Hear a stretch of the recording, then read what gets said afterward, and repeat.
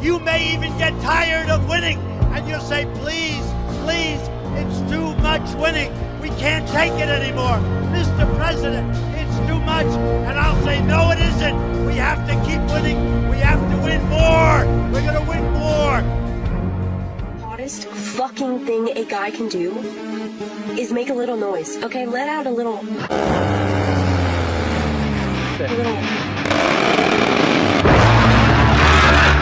Hold on, clear it out.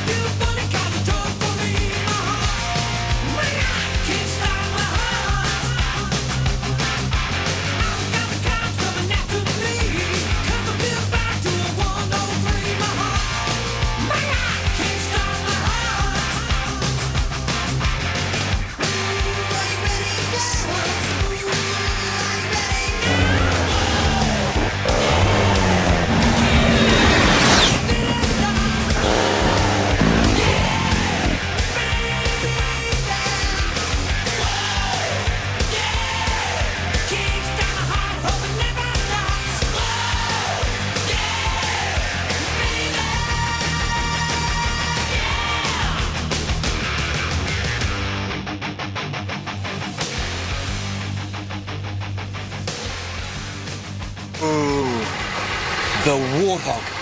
I love him. What's going on, everyone? Welcome to the Astrolabe. Happy Tuesday to each and every one of you. We are ready for a banger. I'm ready for a banger. What are we talking about today? We are talking about Sam Hyde's campaign to be recruited into, I don't know, what would it be? ICE? Let's do ICE. He's going to be recruited as deputized as a member of ICE and sent to arrest Hasan Piker in real life. Hasan Piker is going to get deported, denaturalized and deported. No, maybe there's actually a pretty strong case here. The man is I don't know if he's dumb or just way cleverer than I could appreciate, because he is just blabbing. There's people who live on the internet and they have to they just talk about whatever comes out of their mouth just comes out in public. Bye-bye, Turk Roach. That's right. Get that ugly, disabled freak away from me. No, we're not doing that. You're getting called a slur. I don't know which one. Whichever one I feel like saying at the moment. You're getting called a slur. Good afternoon, Patriots. This is Agent Q. One of these days, I'm just going to do an episode of The Lab that's just the soundboard. It's literally just me combining soundboard sounds the entire time, telling a story with the soundboard.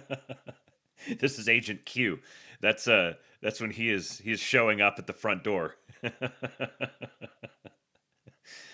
Oh, don't kill me, Donald. Do you want me to suck your dick? I'll suck your fucking dick. I'll eat your fucking shit. I get that reference, Straight Buster.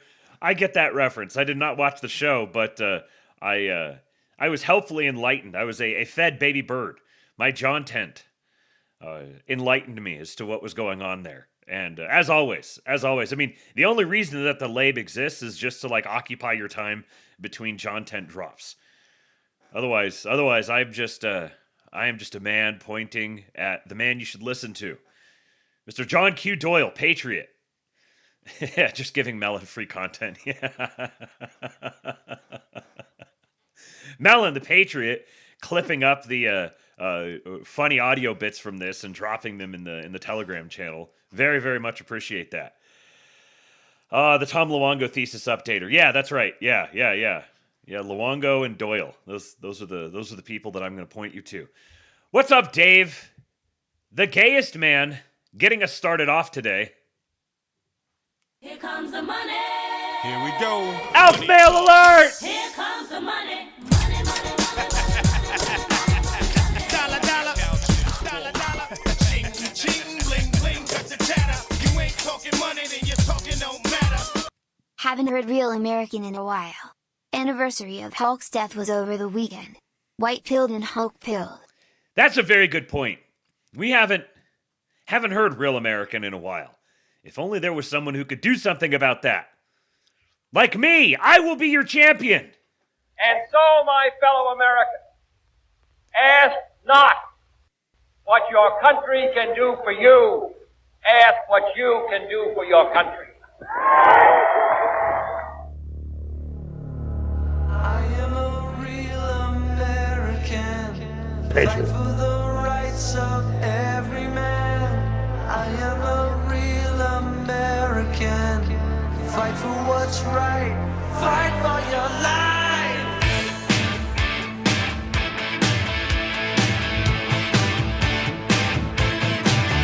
When it comes crashing down and it hurts inside,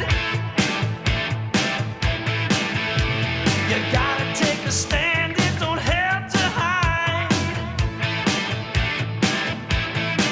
If you hurt my friends, then you hurt my pride. I gotta be a man. I can't let it slide. I am a real American. Fight for the rights of every man. I am a real American. Fight for what's right. Fight for your life. Never listen to a panickin. I am your voice. It's all about right and wrong. And I don't take trouble for very long. I got something deep inside of me. Courage is the thing that keeps us free. I am a real American. Fight for the rights of every man. I am a real American. Fight for what's right. Fight for your life. I am a real American. Fight for the rights of every man. Literally me. I am a real American. Fight for what's right. Fight for your life.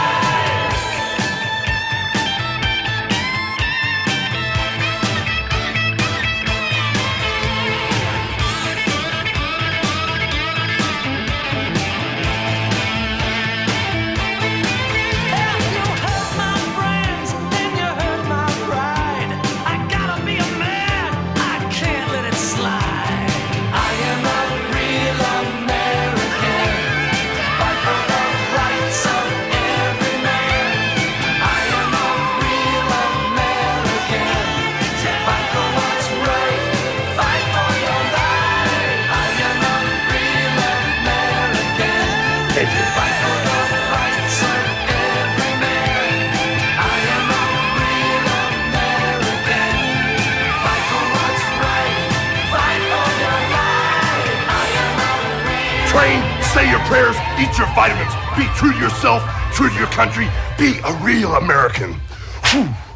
So true, Hulkster. Memory eternal. Memory eternal to the great Hulkster. Thank you to Mr. Buttpoop for resubscribing, and thank you to Mr. King Pilled for gifting a sub to Archimedes Moon. What a generous fellow that guy is. And thank you also to Pale Morning Dude for 100 kicks. You are one of our great kickers. Love to be kicked by Pale Morning Dude, one of the great members of the Astrolabe Chizat. Love that guy. Can't get enough of him. Wait for it. Thank you, Dave, the gayest man. You know, Dave Johnson is the gayest person to ever walk this green earth. Here is the biggest, gayest man in the world. Wow. So gay. So gay. The gayest man. He's so gay. Speaking of gay, this one is for you guys, especially if you have a young son. Please go treat them to this. How's that for a segue? Don't put bananas in my butt. No, don't put bananas in my butt. I've told you several times before. My butt is not a banana door. Honestly, really good life advice. Let's hear that one more time. Don't put bananas in my butt. No, don't put bananas in my butt. I've told you several times before. My butt is not a banana door. I can tell you, every single one of you fathers out there, the one thing in life that your wife wants, the way to make your personal wife, Jack, happy, is to introduce this song to your young son and play it for him a few times. Make sure the little earworm gets embedded there, and only good can happen. Don't put bananas in my butt. No, don't put bananas in my butt. I've told you several times before. My butt is not a banana door. I played that for Eastwood earlier, and Eastwood and Amy, and I got a death glare as he belly laughed about it. Speaking of Amy, here is a wife jack submission,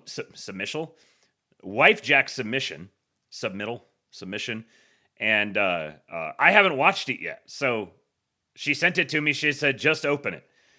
What was her exact message was, I legit gut laughed. So I am going to just open this, and I'm going to react to this along with you guys. We are not doing this today. I am at work. I simply need to cross the street. The N-word. I look over, crossing guard. Say, nope, you ain't getting me today. I'm gonna go block down. I walk down the street, crossing the street, look both ways. This mother and her child come up on the side of me. And she does her hand like this. She grabs my hand and proceeds to cross the street. Now she's taller. Me and the other child try to keep up with her crossing the street. I ain't doing this today. I am not doing this today. I need y'all to mind y'all business when you see me on the street. I am an adult. Thank you. Love you. We are not doing this today. I am at work. Okay, this one can stay. This one can stay. In fact, please give him federal funding. Allow him to entertain us. Be our little minstrel. That's incredible. That is good comedy right there. That is good comedy. Tyler says this is why the dwarves in Rings of Power look what the dwarves in Rings of Power look like. Yeah. Definitely did not see that one. Pale Morning Dude, he got it. He says, "That's it, I'm done with the 500 kicks." I love every single one of you in the Astrolabe Chizat. You are fantastic. Okay. Oh, let's do this one more time. Just got to do it. It has to happen. It has to get stuck in your head. Don't put bananas in my butt. No, don't put bananas in my butt. I've told you several times before. My butt is not a banana door. Okay, now for the palate cleanser. A must listen for Memorial Day. We missed Memorial Day with this one, but we'll have to do the day after. We'll say this is for voting for Ken Paxton Day. That's what this is celebrating.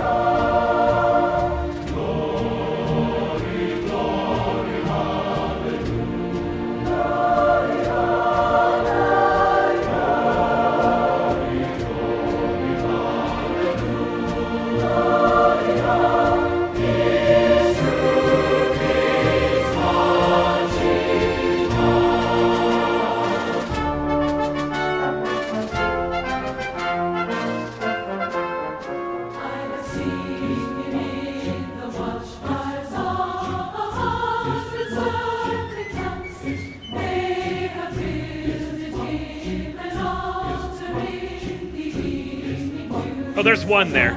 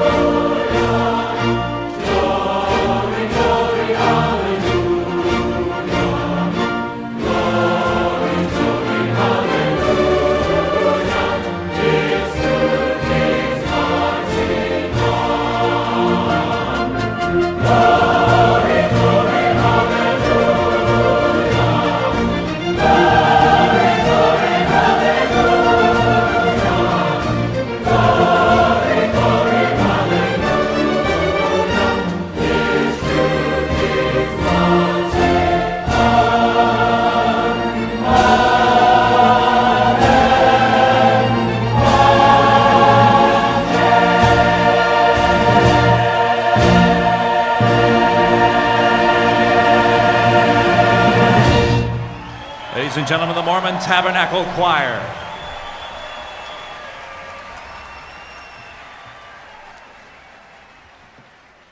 Them Mormon niggas can sing. the Mormon Tabernacle Choir, one of the greatest accomplishments of the white man. Incredible, incredible. I've got a lot of history with not just that song, but that specific arrangement of it. In high school, my senior year, and then the summer after my senior year, we performed it. We recorded it. We went on tour and performed it. And I played the cello on some performances in it. So I'm hearing the cello line, and then I sang bass in some of the performances, so I'm hearing the bass line. And then we also had a little program where some of the graduating seniors had been doing orchestra conductor training. And so I never performed it conducting, but we did like practices and stuff where I got to practice conducting with that song. And it is perhaps a perfect arrangement. There is so much to it. There's so much depth and complexity and color. Full-blown band nerd Spurgout. I absolutely adore that song, that arrangement, the whole thing. That gets the juices flowing. My only regret is that I didn't think of playing it yesterday, actually on Memorial Day. There you go. There's some for the Southerners in the audience. There's some Union propaganda to enjoy your Tuesday with. Webbo Average says, if you believe the Lord that the Civil War was a British plot to break up the U.S., it's probably a good thing it ended up the way it did. Yeah, I mean, I know that nobody from the South is going to want to hear what I have to say about it. After I just yesterday said, growing up in the West, it was like, that was kind of a thing that happened to other people in another part of the world that you have a very close connection to. Like it dictated some things about your life, but was not didn't feel like something I was personally invested in. But so at the same time, then being able to just kind of stand outside and view it as an interested but sort of disassociated outsider. I can see in retrospect how I think generally speaking, my sense is that there was a better caliber of man on the Confederate side, which is not to say that they were a bunch of just pure as the driven snow. There was all sorts of power maneuvering and there was evil corruption all over the place. So just sort of looking at it objectively, it seems to me as if the leadership of the Southern cause was more motivated by pure moral principle, perhaps. In retrospect, understanding the implications that it wasn't a war that just happened in a vacuum, that there was a history that built up to it and then a history that followed from it. And it was while the United States had yet to actually establish itself as a fully continental power. So there was deep European interest in advancing the Southern cause, not because they shared a moral principle, but because their moral principle was do whatever is necessary to industrially kneecap the United States and keep the United States as fragmented colonies versus one united entity. So ultimately, in the long run, the way it seems to have panned out is that despite the fact that the North may have had lesser men, and I know there was good men on the North too, so I'm speaking in broad terms here, but so like if you're just evaluating the moral cause, you could say in a sense that the North had lesser men, but ultimately the whether it was providence, divine providence, happenstance, geographic happenstance, or pragmatic strategy, it panned out the way that it did. And the way that it did very clearly was, I think, in the long-term interests of the future descendants of the inhabitants of that continent. Because I think a world in which the South had won, I don't know that you could write a really interesting alternate history, or I suppose they actually do take over DC and they establish a new national government and then they rule over the North. But I don't think that was something they were ever going to do. If they were going to do that, then okay, now we're talking. But there maybe could have potentially been some more possibilities there. But ultimately, I think it was in the interests of the descendants of the people who inhabited the North American continent that the Union win the war. And so, but either way, like the Union did win the war. So now we have the world that we have now.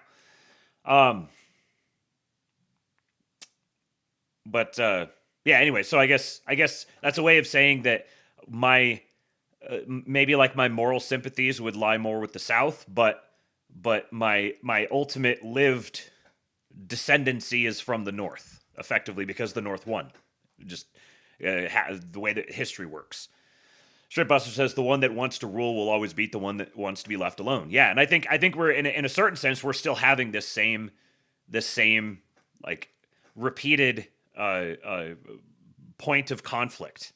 These are the two same general archetypes in the country, and it's not necessarily geographically bound any longer. You can be really anywhere in the country, and you can adhere to the just want to be left alone, which is more than just want to be left alone. It's also it's like want to occupy an independent part of the world with no consideration for your actual posture with respect to the rest of the world. It's like just wanting to go your own way in a global sense, and that's just not a possibility.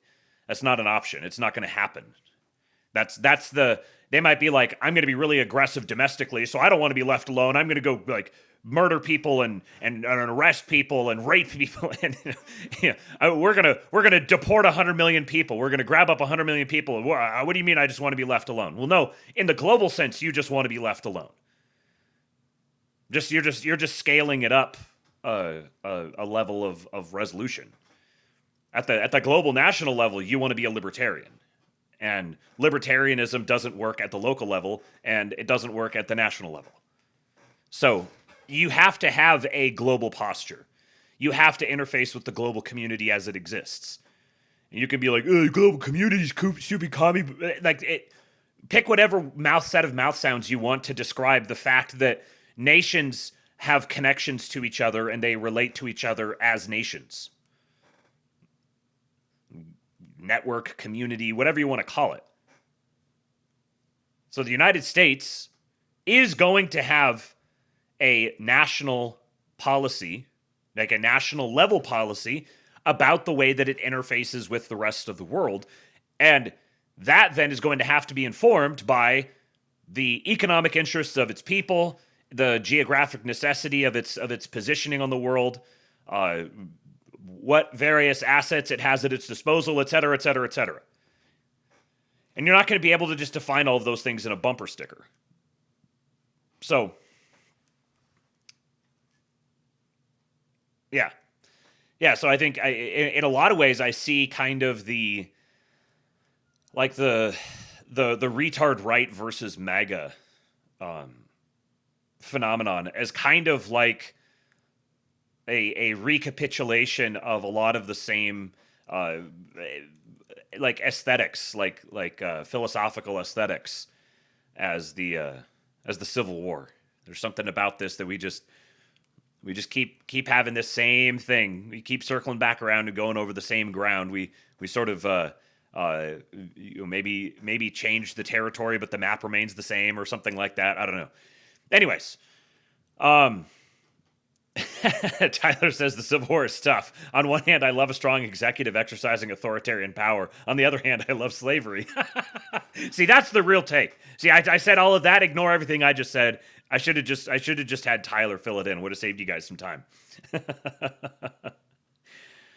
Yeah, it was funny. I remember reading, several years ago. I read Tom DiLorenzo's book about Lincoln, and I remember reading it, coming away with it. I read it on an airplane. I was flying, and I was reading it. I was like just steaming mad. I was like, this is just what a tyrant he was, and then several years later, I was thinking back on it, and I was like, hold on a second. I remember something about him arresting journalists and sending troops into the office of the New York Times. Maybe I need to reconsider my opinion on Lincoln. I'm looking at those things in a whole different light now. I don't care about the rights of journalists. I actually look with suspicion upon the rights of journalists. The news media, perhaps the news media needs a good ass whipping every so often. Every couple generations or so, you just march the military into their offices and point some guns at them and remind them where the power lies. You guys can continue to exist, and we'll march them back out. But there might be a few of you that just get dragged along with us. They're going to be offered as sacrifices to preserve the rest of you. There may be a little something to that. Anyways, speaking of pro-civilizational behaviors, after I played these on the show yesterday, I was down with Eastwood and I was showing him the videos of the most recent Starship launch, and I found a couple more, and I just have to play these because this is. I'm like a little kid learning about astronauts for the first time when I see this stuff. Watch this one. This is taken from, I don't know, what is this? Probably 2 miles away. It may be further. It's going over water, so it's kind of hard to tell. Maybe further, maybe closer. I'm not sure. 2 or 3 miles, maybe. But notice all of these birds, all these little black dots down here. These are all birds just hanging out. And notice the contrast here.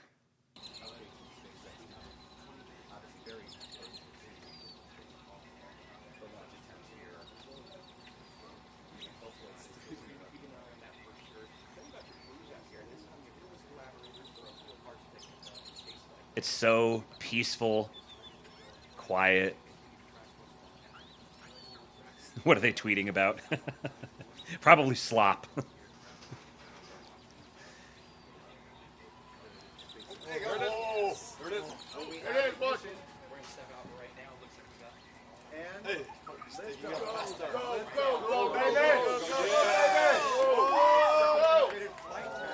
She's like, hey, don't yell so loud.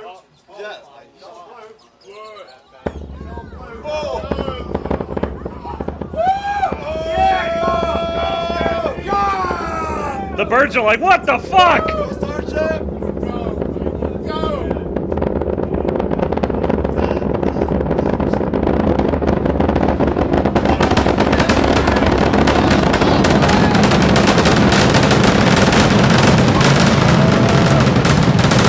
Holy shit!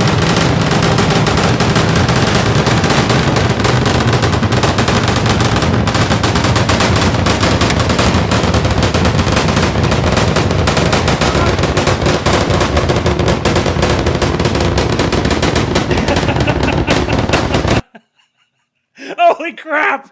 It sounds even better in the headphones. Oh, man. I don't know if you guys saw it, but at some point, when it started getting really loud, there was a dog down here that was just like scrambling around, noping out. Oh, yes, I love projecting power. Man, I should put that as a start every single show with that. Just that slow build to, you're like, holy shit, that's actually really loud. And then it keeps getting louder and louder, and it just keeps going. Imagine these things taking off multiple times a day. Think about the massive economic zones that are going to form around these. The noise, there's going to be like either they're going to have to get a lot quieter, or people are going to totally change their default position regarding like really loud sounds associated with trade and commerce. It's just, I can't get enough of this. I was showing it to Eastwood yesterday, and he immediately demanded that we find him a podcast talking about Starship. Because he knows about Artemis 2, Fartimus Toot. And so that's what he said. Is that NASA? And I said, no, that's SpaceX. And he was like, oh. I said, that's Starship. Starship is way, way taller than the SLS, the launch system that NASA uses for Artemis 2. And so I went and got him the dimensions on it. And so this Starship here is, I think it's 408 feet from bottom to top. That's including the super heavy booster on the bottom and then the capsule on the top. 408 feet. This is a third again the length of a football field. It's a frickin' skyscraper. They put a skyscraper on a rocket. And this version is, I think it's version 3. And version 4 is going to be 80 to 90 feet taller. The SLS platform that NASA used for Artemis 2 is is something like 320 feet tall. So it's like 75% as tall as this one. Yeah, 40 floors, a 40-floor skyscraper. And when you zoom out, you think about this in the generational sense. We went from building skyscrapers to launching them into space in the blink of an eye. It may feel like we've been kind of in a lull for a little while, and in the sense of the human lives who have experienced it, yeah, there has been a lull. But in the context of the species, and particularly the American instantiation of that species, we are hockey sticking. Our graph is hockey sticking up to the right really, really fast. Here's another one from a distance. You can see the shock waves on it.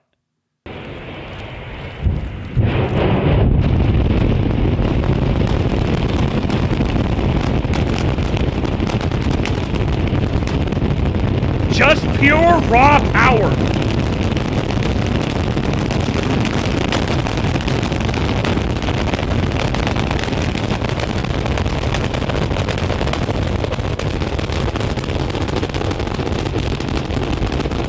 Seagull's like, what the fuck is going on out here? And then here was it coming down. So this video is surreal. Absolutely bizarre to watch this, but watch it as it comes down. 2 engines lit.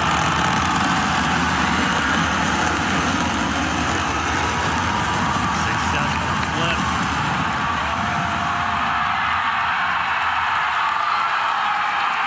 Buoy cam Starship is testament. landed. Good shot time.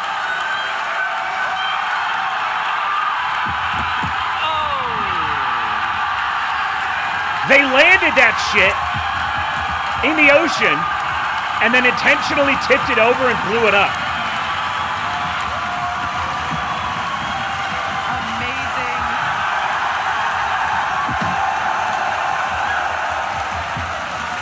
That's SpaceX right there. Is exactly what we wanted to see for the ship today. As weird as it may sound to hear, but it is the truth. 2 engines lit. There was another angle of it that I didn't grab. I'm not going to go look for it now, but you could go find it pretty easily. This one started just a little bit too late, but it's coming back down like nose down, and they flipped it over. They flipped it and then they twisted it around. They have like little boosters on it they use to twist it around past the cameras so that the cameras could get a really clear shot of the heat shield on it.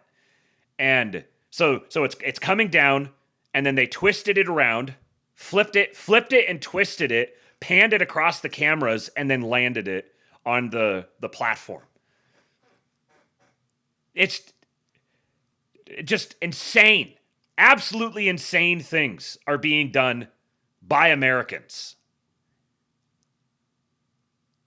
Incredible to see. And one of the things about SpaceX is they actually, because of the national security implications of the work that they're doing, they actually are required to be very, very stringent about the citizenship qualifications for the people who work there. That's ITAR. They have to be ITAR compliant. I talked about the thing with the ticks yesterday, the alpha-gal syndrome, and just as a follow-up on that, this is a pretty cool account. Give a shit about nature. It's like I fucking love science, except maybe better. It says, if you're worried about ticks, put up an owl box. This is not going to be relevant for some of you guys. It's not relevant for us in our neighborhood where we're at. But for some of you, it may be. The animal driving most Lyme disease in the eastern U.S. is the white-footed mouse. Ticks that feed on them are far more likely to come away infected than ticks that feed on other animals. The bigger the local mouse population, the worse the next year's tick year. A single barred owl pair raising chicks can take hundreds of rodents in a breeding season. Owls also don't carry Lyme. The bacterium can't survive their digestive tract, so an owl that eats an infected mouse is a dead end for the disease. Researchers at the Carey Institute, the leading lab on Lyme ecology, have been explicit about this. Landscapes that support predators have reduced Lyme disease risk. One owl box on its own isn't going to fix a tick here, but a yard with owls, foxes, bobcats, and weasels in it has fewer mice, and a yard with fewer mice has fewer infected ticks. If you have woods or fields nearby, a properly sized barn owl or screech owl box, different species, different boxes, is one of the most useful single things you can do for tick exposure at the landscape scale. Match the box to the owl that lives near you. The mouse is the problem and the owls are the solution. Also, chickens. Yeah, having chickens is another really useful way to do it because the chickens love to feast on the ticks. And owls are fucking cool. We do have a number of owls that fly around here. I don't know what kind they are, but pretty frequently I'll be sitting here at my desk. I've got the window just barely cracked, and I'll be sitting here and I'll just hear the owl start going ham because he lands either on the light or on one of the rooftops nearby, and he just sits there and just hoots his heart out for, I don't know, like 45 minutes and then flies away. So sometimes I'll go out and try to see him. When the street light here on the corner went out several weeks, or it's been a few months ago, and everyone on the corner, we all just like it being out, so nobody has reported it, and so it continues to be out. But before that, the owl would land right on top of the light, and so I would try to get a video of it, but because it's dark and I'm looking straight up into the light, I couldn't actually see it, so it would just look like the light was hooting at me. It was pretty funny. There was something else I was going to say, but regarding these, this is one potentially very good use case for AI. Number one, for coming up with these sorts of solutions, but also when it comes to diseases and trying to find cures and figuring out like which combining which thing with which thing, or gene editing or whatever it is to come up with cures for or treatments for previously unknown diseases or maladies or whatever. This is going to be a huge use case for AI, and it already has been. I was just listening to the latest All In podcast where one of the guys was telling a story about a guy he knew who was I think he was a software developer or something. He was very much involved in that world already, and his daughter was born with I can't remember the details of the story. Maybe someone else who's seen it who watched that episode will know what I'm talking about. But basically, she had some sort of a condition that meant that she would live, but she was going to be living at a severely diminished capacity for life. And there was a certain medication that she could take, and it had something to do with some sort of a genetic condition where there's a whole bunch of different variables, and it's very difficult, especially in the medical system, to get like proper treatment for a precise condition without spending just massive amounts of money with testing and all this sort of thing.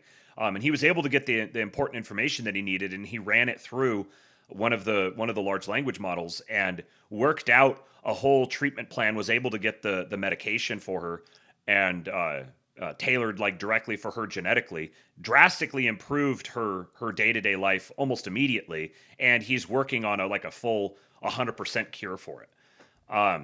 So there's all kinds of potential use cases like that, which means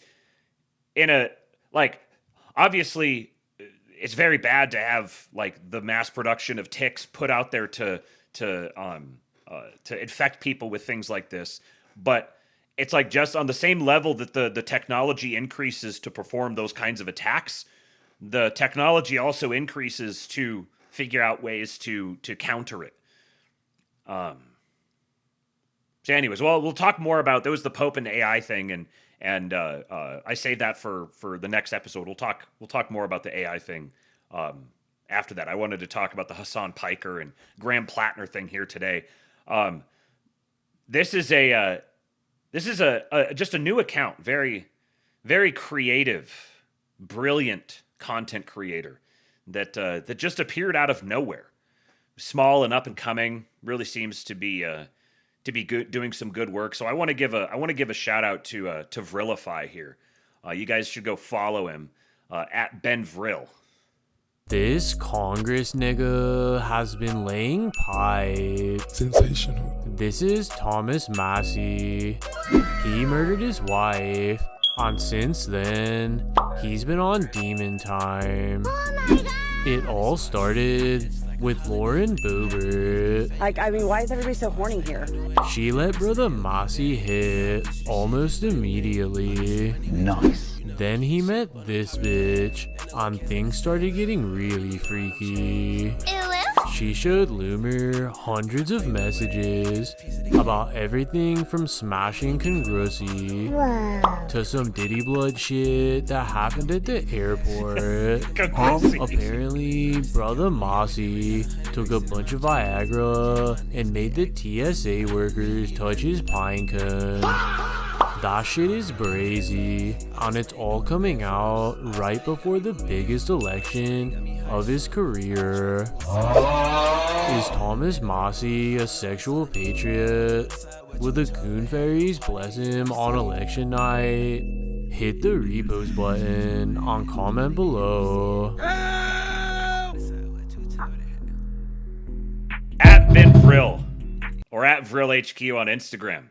It is true. It is true, Straight Buster. This is perfect content. This is why the internet was created. This is why we are going to be starving Utah towns of water. We are going to make them literally die of thirst so that we can have content like this in our lives. This insane Bloyd wishes she was Erica Kirk. This is Candace Owens. She married a gay nigga and has no home training. Bruh.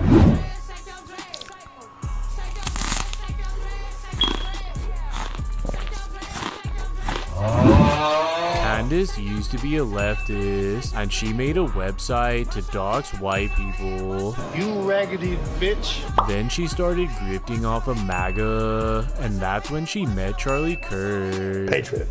She got obsessed with his BWC, and she thought he was gonna ask her to marry him. But he gave it to Erica instead, and this bitch never got over it.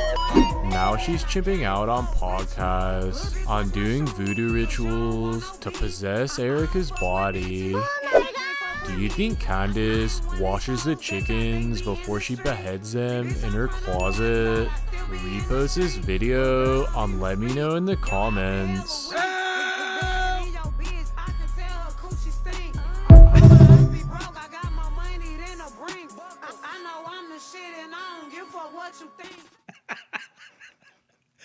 Man, if you're over 45, 50, I don't know where the cutoff is, but if you're beyond a certain point where you just have not made it online enough, I don't even know how you're going to navigate the next like 20 or 30 years.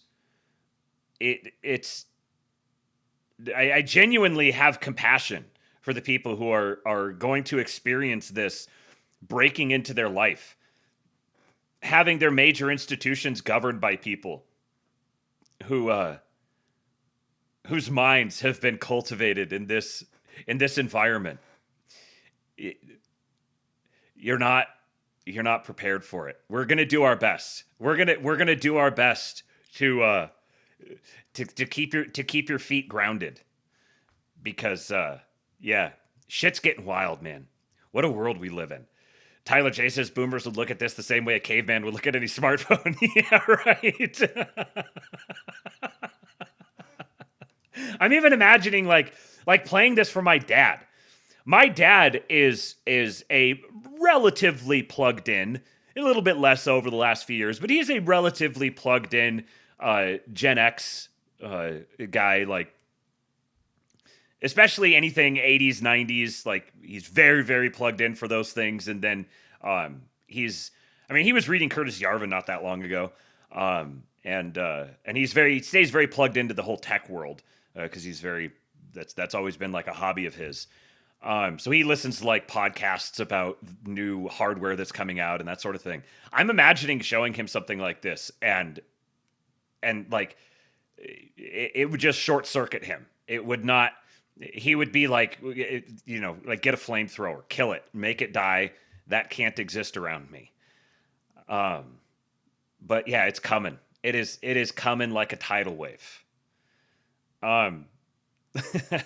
So I got some stuff here today about about Hasan and Graham Platner, this guy in Maine, and the future of the Democrat Party.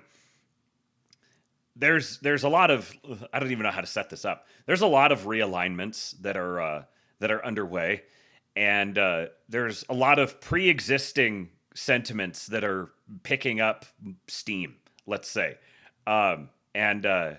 Here's this guy. Sick. A woman can't raise children. You can't raise children with tits. You gotta have balls. You gotta have a man. And for a man to not take responsibility to raise his children ought to be executed. You have a responsibility before God. And we don't want to hear that.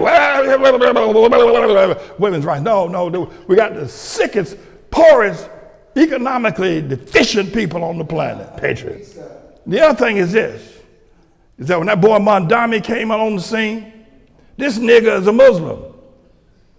He is a jihadist, if you will, intifada, if you must, Hamas supporting, anti-Jesus Muslim. And niggas are talking about he got a good program. I don't give a damn how good his program is. He's a Muslim and Jesus is Lord. And I'm voting for him and I ain't tell nobody else to vote for him. The hell's wrong with you? This nigga's a Muslim. I'm tired of the Democrat Party making bitches out of our women and pussies out of our men. I'm tired of it. I've had enough of it. The man needs to stand up and be a man. There's some soundboard clips out of that one. This nigga is a Muslim. Jihadist. The Democrat Party is trying to force together a coalition that just cannot hang together.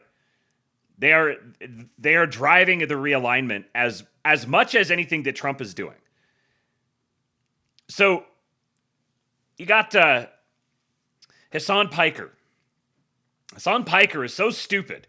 He literally lays out how an oligarch he met with in Cuba is funding a Chinese communist effort to radicalize leftist NGOs in the U.S. He didn't even bother to cut a deal with the feds. He just blurted out all of his leverage on stream. Listen to him. He finds out that he's been subpoenaed by OFAC, by the Treasury, and here's what he goes and does. Right? It's like totally fucking ridiculous to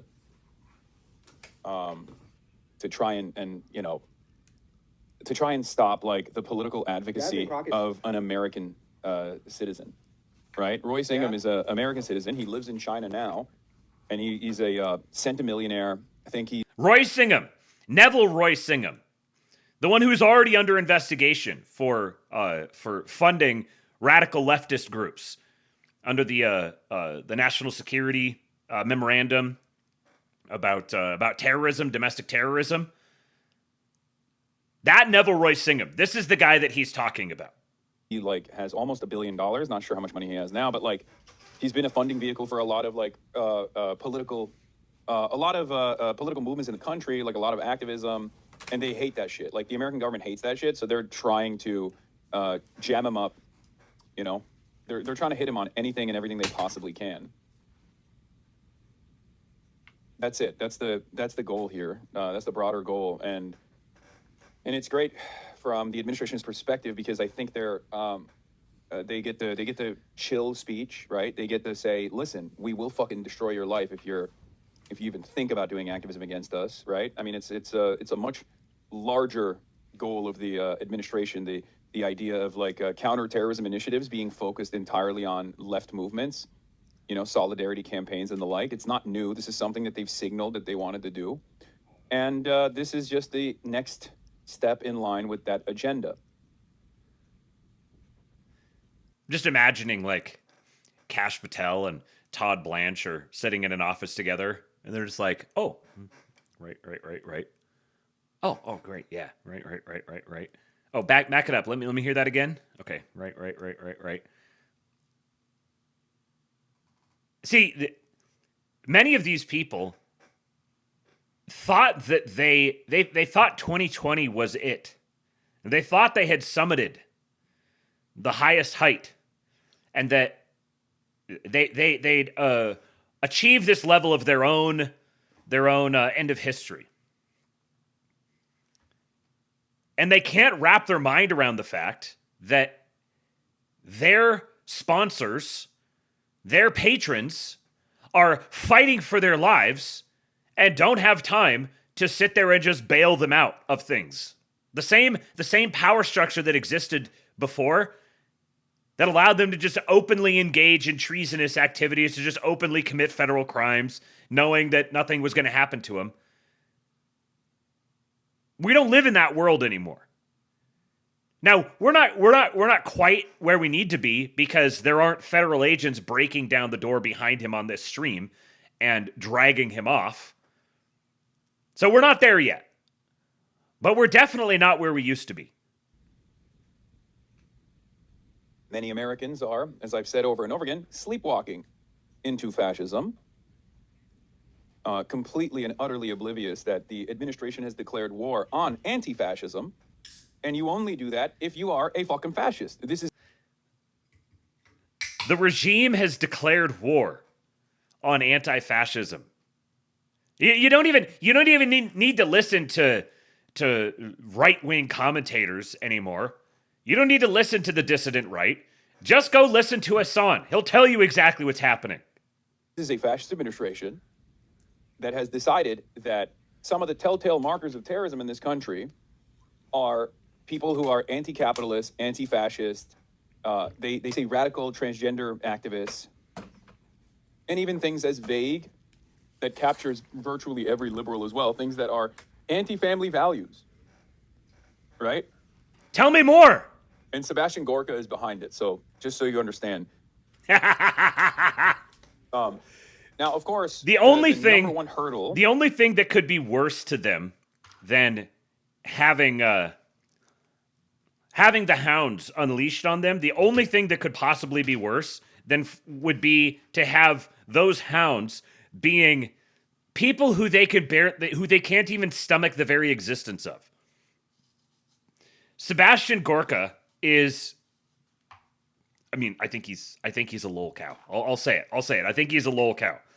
I think he's also got strong patriot instincts. So, it's okay. We can have our lol cows as well. But the fact that it's Sebastian Gorka that is unleashing this on him, the Hungarian being sicked on the cause of the Turk, it's the icing on the cake that these guys have. The number one hurdle that these guys have ahead of them is the First Amendment. In this country, the First Amendment has literally stopped the American government from prosecuting the Klan. Well, that and also the fact that, some of those who are in the force were also wearing the robes themselves. But regardless, the First Amendment is one of the most important rules in the rule book. It stopped the government from actively prosecuting the Klan. My Constitution! This is where he's retreating now. It's the Constitution. The Constitution is what is going to save him. Suddenly, the commies are finding the Constitution. Isn't it funny how that works? Now, you might think, Hasan Piker is stupid. Hasan Piker, as evidenced by that video, he just kind of goes on screen and just says things that a smarter person would not just openly admit on a live stream to, I don't know. I was going to say millions of people, but who knows how botted his streams are. So to the public, we'll say that. Just live streaming to the public, saying stupid things. Well, you have no idea just how willing he is to live stream to the public and say stupid things. And I hung out with the kneecap. This is him talking about his trip to Cuba that was funded by Neville Royce Singham to take supplies, to take goods to Cuba, to smuggle in resources to Cuba, to violate U.S. sanctions. He's talking about that trip that he went on 2 months ago. This is in March. This isn't like, oh, he was doing this back under Joe Biden and now they're dredging something up. No, he did this literally 2 months ago. He did this after the war in Iran had begun. He did this after Venezuela. He did this after they were already starting to talk about and make noises about Cuba. He went and did this, and then proceeded to live stream and say this. And I hung out with the Kneecap Boys. We went out and drank at like a local establishment, and we have been we've just been living La Vida Loca. Honestly, we've just been living life, living large, and just peppering people with just wads of cash for the most part, with hopes that there's like a little bit of economic respite for each individual Cuban that we encounter. They're just chilling, like people with just wads of cash for the most part. People with just wads of cash for the most part, peppering people with just wads of cash for the most part, with hopes that there's like a little bit of economic respite for each individual Cuban that we encounter. This nigga went on stream and said, I went to Cuba and peppered people with wads of cash. I went to the nation that is currently under sanction. I smuggled a bunch of resources in there and peppered people with wads of cash. Incredible. They're just chilling. Like, Cubans just, they vibe. They chill. They just literally vibe. It don't matter. Like, it's incredible. So, yeah, there's like festivals everywhere, like all around. There's like little mini festivals that they put forward, like block parties that they do. Is Global South mindset? South Africa is the same. Yeah. It was just wild. Just absolutely wild. Yeah, he doesn't get who. Someone said something here in the chat, just jumped away from me. Raymond Harmon said, not only is he focused on the wrong person to blame, but he genuinely cannot seem to explain nor understand that Americans voted for this admin. Yes. We voted for this. We voted for specifically this. So if you want to make that easier by just going and publicly incriminating yourself, just streamlining the process, we would love that. Yes, we ourselves are very frustrated with how slowly everything progresses, with how long it takes to get anything done. I'm more than happy to have you fast track it for us, sir. Deeply, deeply appreciated. And then this. Forgot there was this other video down here. Like, if I were to ever, I mean, not ever, but like, I hope to come back. And when I do, I'll probably not abide by the American restrictions. So now he's on record describing what he was doing there, by his own admission, just describing what he was doing. And he has said that if he gets the opportunity, he will do it again. Our enemies are extremely stupid people. Extremely stupid. I included this one here. Why did I have this? This. So, Hasan can say that he went as a journalist. Well, okay, here, let me just play the whole thing. So that video that I just played for you, here's a video of Hasan reacting to that, the guy that posted that video, the guy tweeting about this.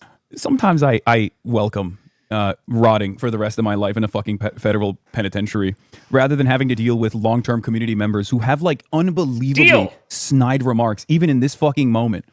Is this guy from the Manhattan Institute thinks the subpoena is because of your wads of cash comment? He's been living. Yeah, it's not illegal. It's literally not illegal to bring cash and give fucking and purchase things in Cuban businesses, or even give it straight up on the fucking street if you want to give it out to people. That's literally a normal tourism function. There's a humanitarian purpose beyond it as well. None of this is illegal, guys.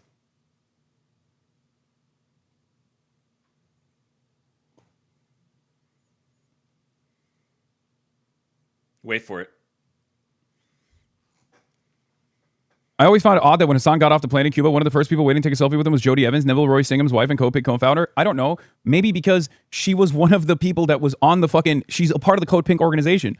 And Yes, Neville Singham's wife is the founder of Code Pink, the company that was sponsoring this trip, the organization that was sponsoring this trip.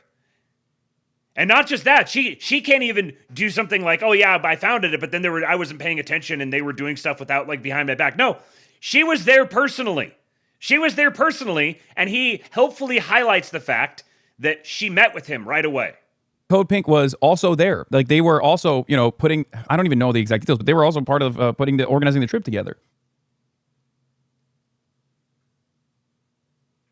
Your Honor, my client has pleaded it's not illegal, actually. What?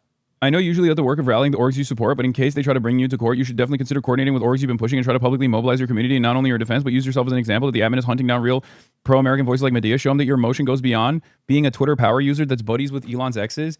Dude.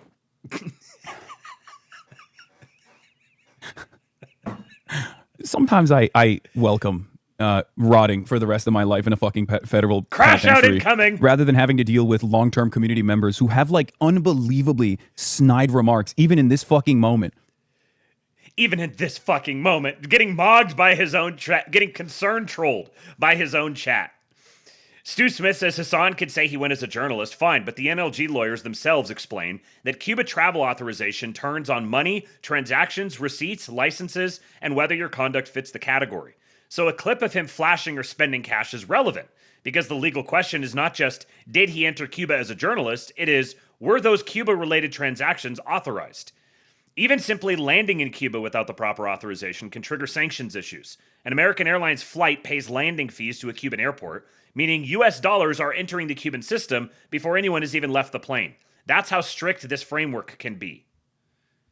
But the technical mechanisms which underpin the blockade go to money and trade. They're regulating money. So money is anything which is a financial transaction with Cuba or a Cuban entity.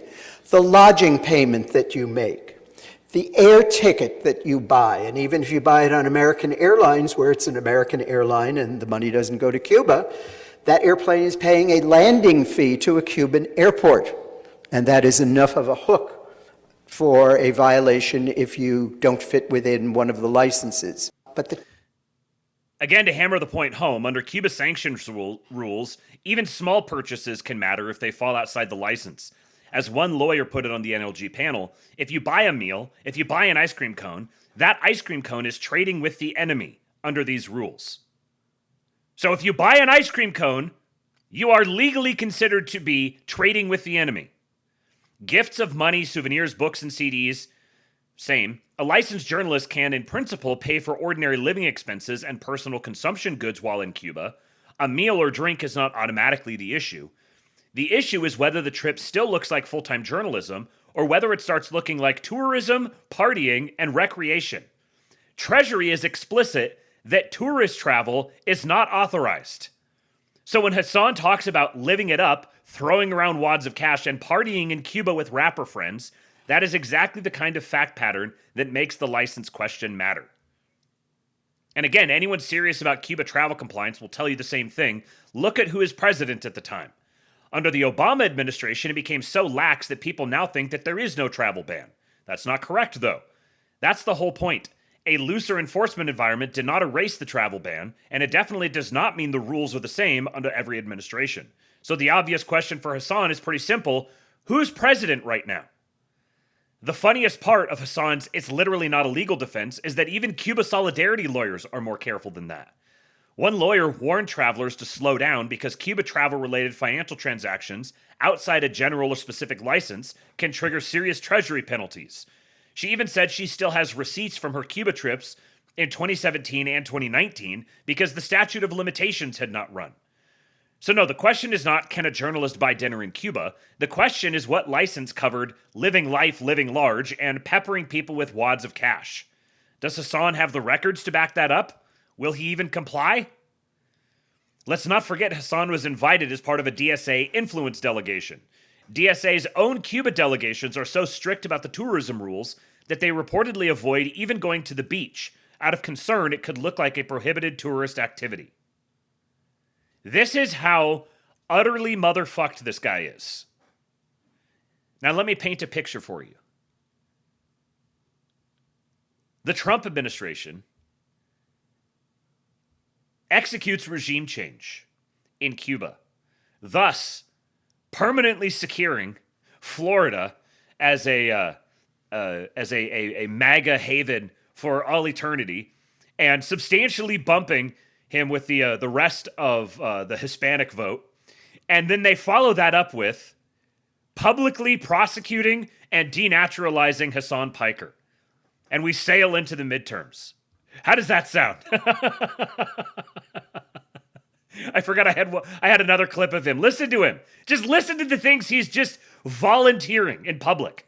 I want to go to Cuba. Would you be down? I fucking love Cuba. Oh yeah, you'd be down? Yeah, I filmed a documentary there once. The Cuban government actually hit my contact from the embassy and told him that if the only thing stopping us from coming to Cuba was the consistent internet access, we can make it happen. Yeah. This fucking faggot sitting here slurping on his drink right next to the microphone. Coming to Cuba was the consistent internet access. We can make it happen. Yeah, Cuba is sick. If I was hosting a panel like this, and maybe he's the host, I don't know. I don't know these people. But if I was hosting a show and I had a dude there that started slurping on his drink right next to the microphone, I'm not a very violent person, but I would get very violent very quickly. Hey, the government reached out to you. So yeah, of course. It's well, not reached out to me. There's there's a middleman there. Because I had a doctor from Cuba. Cuba does this thing called medical missions, and they've been doing it since I believe the 70s, and it's incredibly successful. They have a massive, very robust medical program because they have to.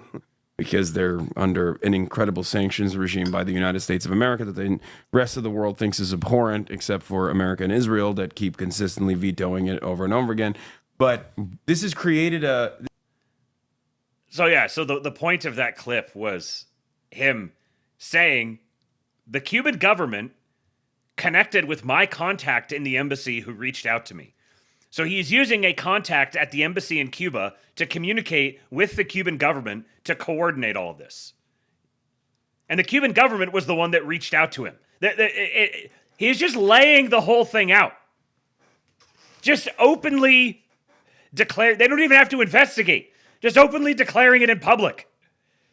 This was during planning for the Nuestra America convoy. The activist trooper Hasan and Code Pink delivered aid, but stayed in nice hotels with power and internet while Cubans dealt with massive blackouts. Now both Hasan and Medea Benjamin have been subpoenaed by the U.S. Treasury, by OFAC, over potential sanctions violations in coordination with the Cuban regime. Now, there was one of these organizations that he has been coordinating with. Let me find it.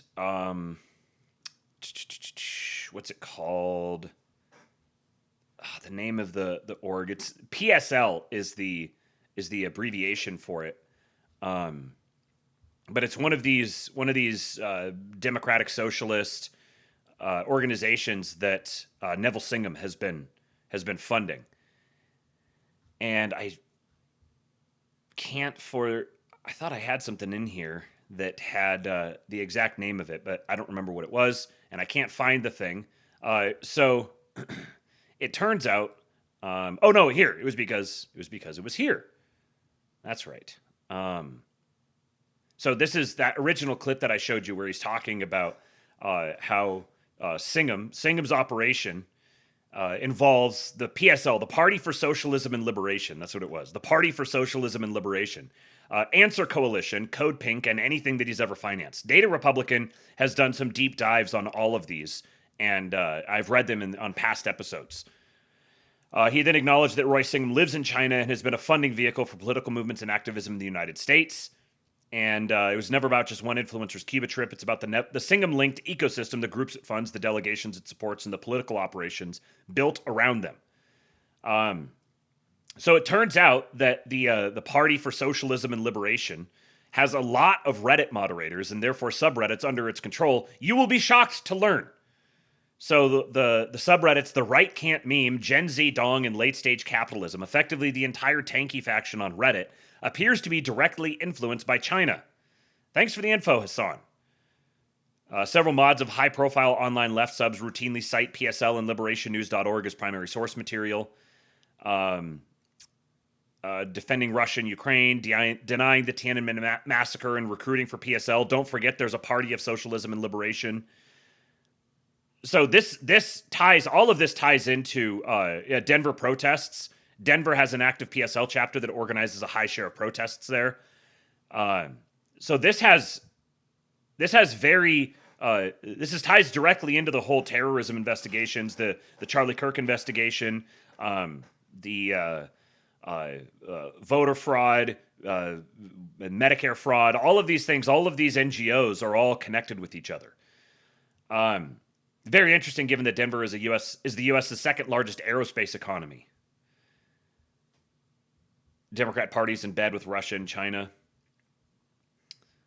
So if Piker gets Reddit nuked and mods and admin arrested in mass, is that a fair trade for his scalp? Or do we still want his scalp? What is the Redditor to Hasan exchange ratio? Give me all of them. Give me all of them. I have a Sky Dorito. My Sky Dorito is hungry. Raymond Harmon says, folks think I'm just being an autist when I say map the networks. Your enemy, and he says, your enemy relies on information control. Yes. Now, speaking of Reddit, the arch Redditor is running for the Senate in Maine. And to all of you guys who just can't stand Susan Collins, who, as J.D. Vance said the other day, wish that Susan Collins would be much more of a partisan. Well, here is the alternative to Susan Collins. Platner is the next Democrat hybrid. White boy for the Maine folks, straight up Mamdani communist, unkempt slob like Fetterman, can throw the vet card, but simultaneously hates the military. We will not just fight the oligarchy, we will defeat the oligarchy and the political system that it maintains. We will defeat the political system that it maintains, the politics of Susan Collins, a politics that turns politicians into millionaires, but tells you to be grateful for crumbs. It is a lie.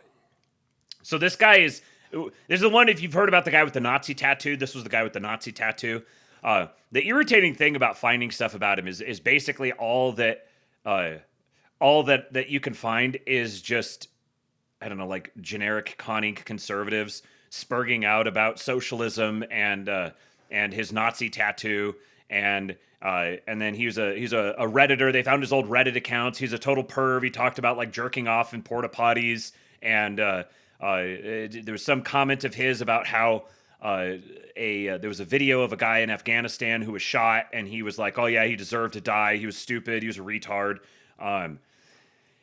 So they've been attacking him on the veteran who hates veterans thing, and it's just that whole aspect is just insufferable to wade through. But he actually, I think, is an important figure here because he is a sign of the changing times, the type of candidate that is pretty clearly designed to target not just like, I think the Nazi tattoo is a feature, not a bug, because I think this is you're starting to see the people trying to force the horseshoe theory thing, and he's a candidate he's endorsed by Bernie Sanders and Elizabeth Warren as they're like trying to take power from Chuck Schumer. Basically, you got this civil war within the Democrat Party, and Chuck Schumer's candidate was Susan Mills. She got BTFO'd, and so now you have the Elizabeth Warren Bernie Sanders guy against the rhino moderate in Maine, but you can see very much a lot of his rhetoric is targeted toward the Groyper constituency as well. And you're going to start seeing this, like when they talk about, when Nick Fuentes talks about voting for Democrats, this is the sort of thing that that's leading to. Where you're going to get, you've got like the disenfranchised, you see in some of his rhetoric that I'll show you here in a minute, you have like the disenfranchised libertarian racist that is going to like blend into the working class communist Marxist as like a third party insurgency kind of on the Democrat Party. And I think that they're probably going to end up taking over the Democrat Party.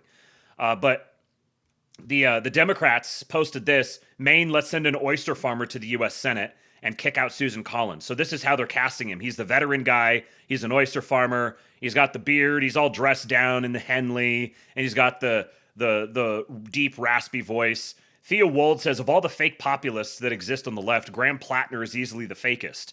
His grandfather was a famous architect who designed the roof of the Ford Foundation. He's a rich kid who went to the Hotchkiss School. He spent his 30s on Reddit talking about how he's a communist and that rural whites are stupid. But because he took up oyster farming as a hobby and has a deep voice, he gets classified by Democrats as some sort of blue-collar hero. Here is an ad that he just published recently. Private equity is taking our homes. It's taking our hospitals. It's taking beloved local businesses and stripping them for parts.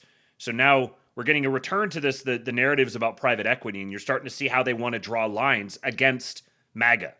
Now private equity is running the Red Sox into the ground. Here is their ad. Private equity has destroyed our favorite baseball teams. Private equity. I'm really serious because you can hear how gravelly and hoarse my voice is. I'm a rough man. Private equity has destroyed our favorite baseball team, stripping them for parts. Private equity is buying up our homes, our sports, and our lives. I will reverse the private equity curse. I'm Graham Platner, and I approve this message because I miss Mookie Betts. Private equity has destroyed.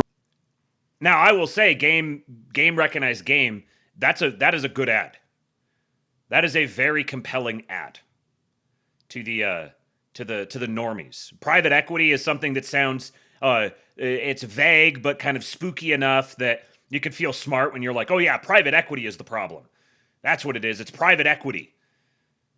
Tuz McGee says, I'd say they bank also on the fact that he merely looks like the disenchanted everyman will pull midwits off sheer heuristic appeal. Exactly.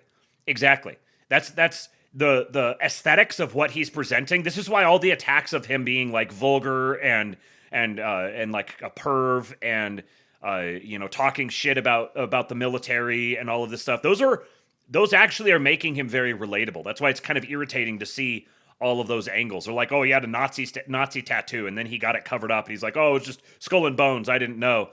This is the thing that they're really hammering on him. And I suppose in Maine, perhaps, maybe that might be compelling.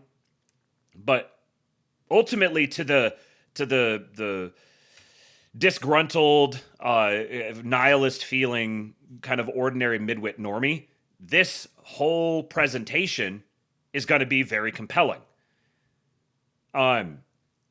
Notice the combination of rhetoric and terminology here in this video. I believe that in our country, the voices of working people are far more important than the voices of those who merely have money. I believe that we should not be settling for scraps that they throw to us from the table where they are dining with the Epstein class.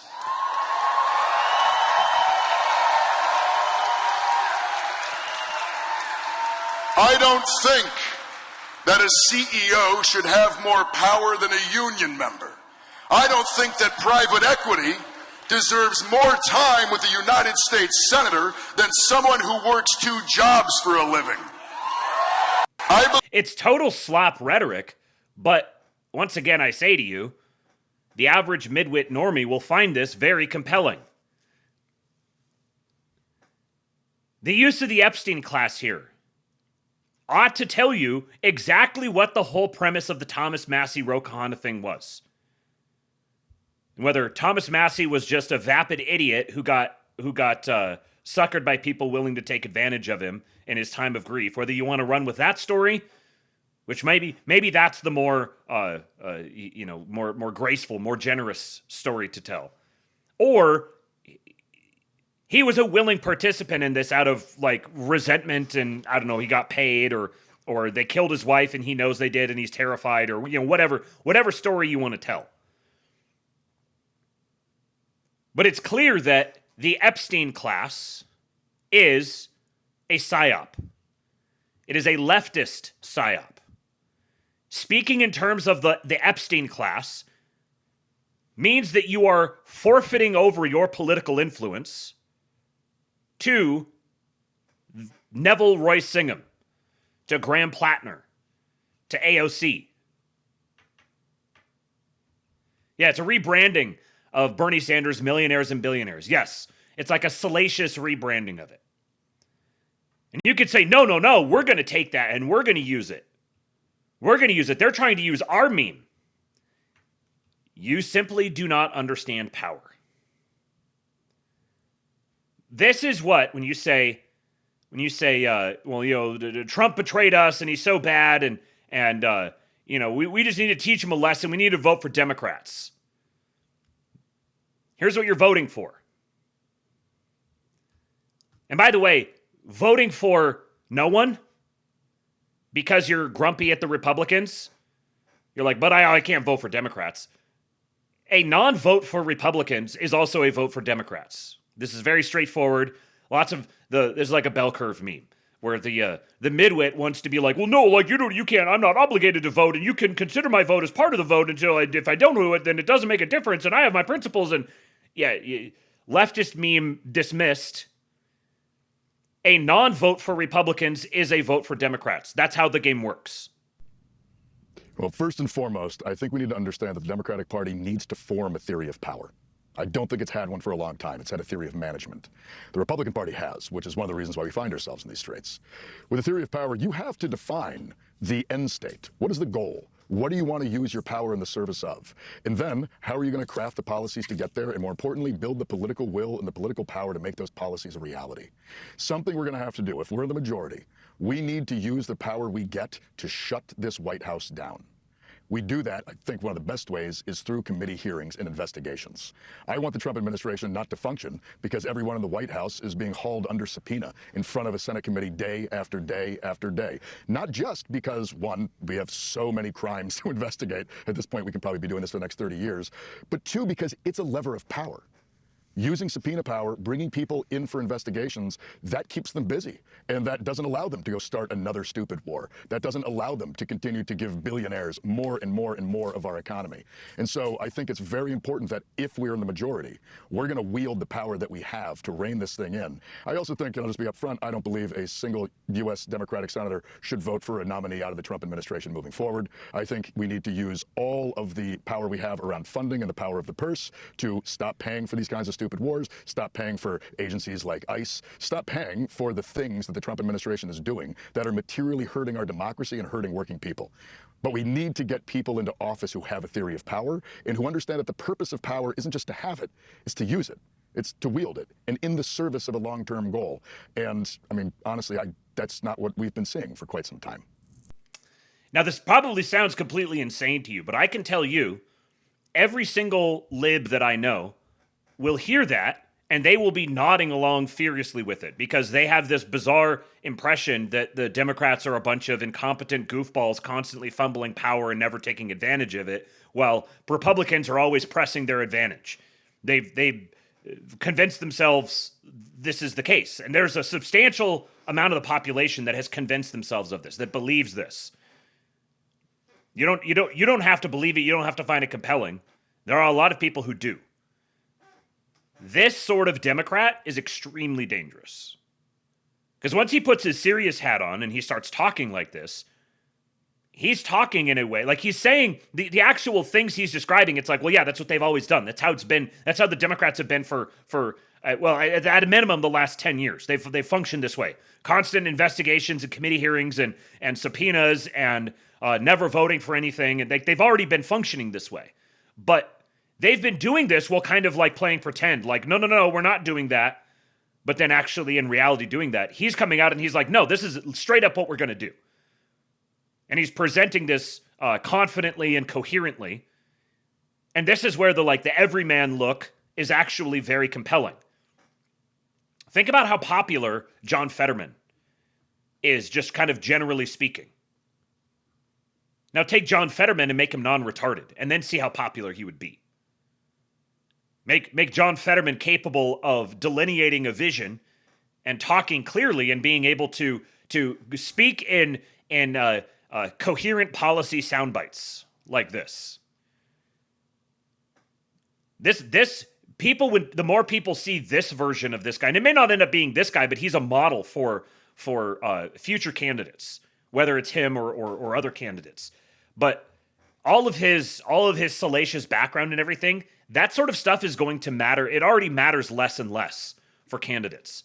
Plenty of candidates are running and winning in spite of background issues that previously, like character issues or whatever, that previously would have been would have made you ineligible for office. Those days are past us, and they're moving further and further behind us. So I think all of his salacious background stories in a local state level race like what he's engaged in, I think that those could be compelling in a race like that. But whether he wins that race or not, if he goes out and he just starts becoming like a lightning rod, figurehead, mouthpiece, sort of like this, particularly as he moves away from that salaciousness, and he's like, yeah, I was young and dumb, and like, yeah, I was a disenchanted veteran who had PTSD from the war, and whatever else. Like he can write that stuff off pretty easily, and people would be pretty forgiving. Tooz McGee says, this is someone we should try to get on our side. He seems to grasp power politics. He may be a useful agent. Yeah. I mean, maybe. And it depends on... He seems to me as if he's like a really dyed-in-the-wool true believer and has been for a long time. So I don't know to what extent he's actually someone who could be recruited or would be interested in that. I don't know that he's necessary... Like, I don't know that you would buy him off. He seems like an ideologue. But either way... I am officially paying attention.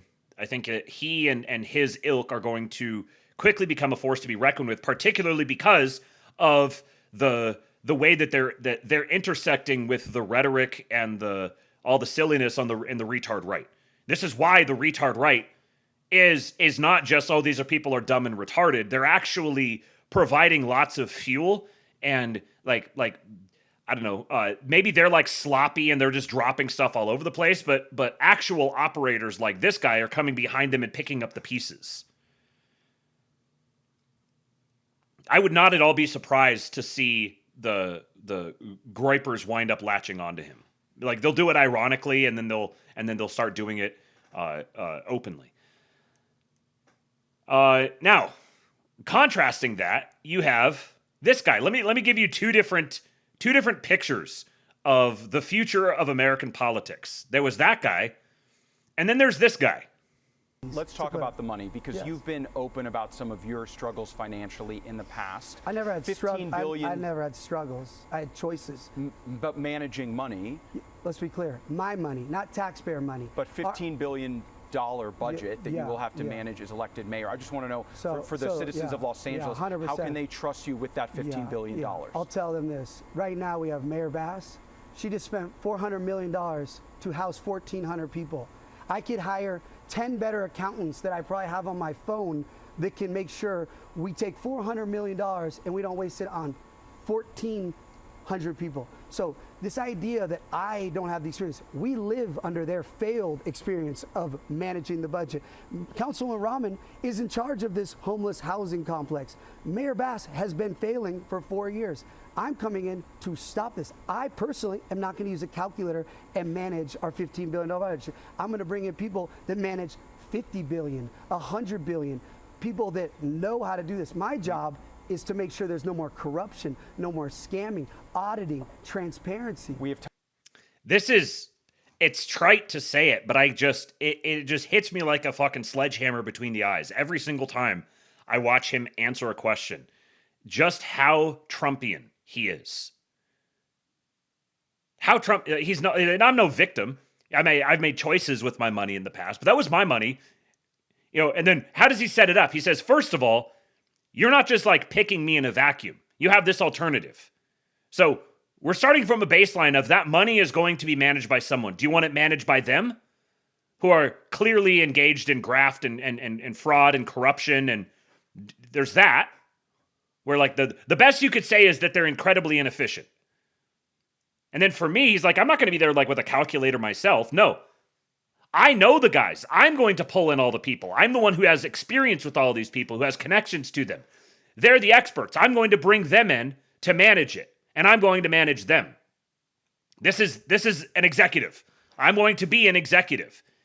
And it's kind of breaking through the formalities where, like growing up, all the candidates would all be like, let me give you some great plan that I've put together. And I've detailed it out and yada, yada, yada. And there's this very like formality to it where he's just like, no, like obviously I'm not going to be the one who's like managing the budget directly myself, following people around with a calculator. My job is to go get the people who actually know how to do this, who are abundant. They're everywhere. We live in fucking California and I'm famous. I know all of them.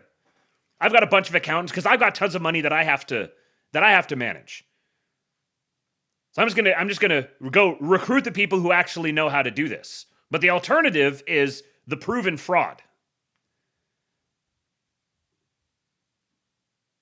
And then this here little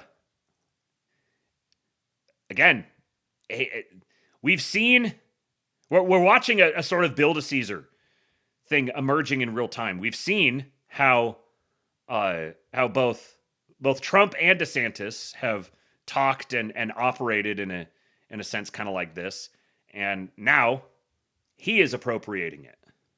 What are your plans for the over 40,000 homeless in Los Angeles? Yeah, they're not homeless. They're drug addicts. Most of these people are addicted to fentanyl and meth. This isn't Spencer making it up. Are you saying they don't have homes? There is places for all of these people to sleep in LA. No matter what anybody tells you, we have housing and shelter for everyone that's living on the street. They're choosing to be on the street because they want to do drugs. They don't want rules. They don't want to listen. They want to have animals to abuse. This idea that they're forced on the street right now is a lie that our city is perpetuating. We've paid $24 billion to house these 40,000 people. There's spots for all of these people. They are choosing because they're an addict, and you can do fentanyl and super meth on the sidewalk with no repercussions. These places are not as they have to follow some rules. You can't torture a dog in some of these houses. You can't. They're torturing the dogs. I do notice that it seems as if the framing on the camera here, like, it seems like he should be a little higher here. And I wonder if they're intentionally setting him up low in the frame to make him look short. Can't just attack people. You can't just be naked. Where are you going to move? Well, I just released a 9-minute video, so you can. I think I saw your video. Yeah, so it's very detailed. But it's going to take time to build the facility and money. No. How fast do you think you can do it? These people can literally. I went to Washington and I saw miles of the most insane prefabricated housing and building. I asked all the CEOs of these companies, say, how long does this take? I met with FEMA and HUD.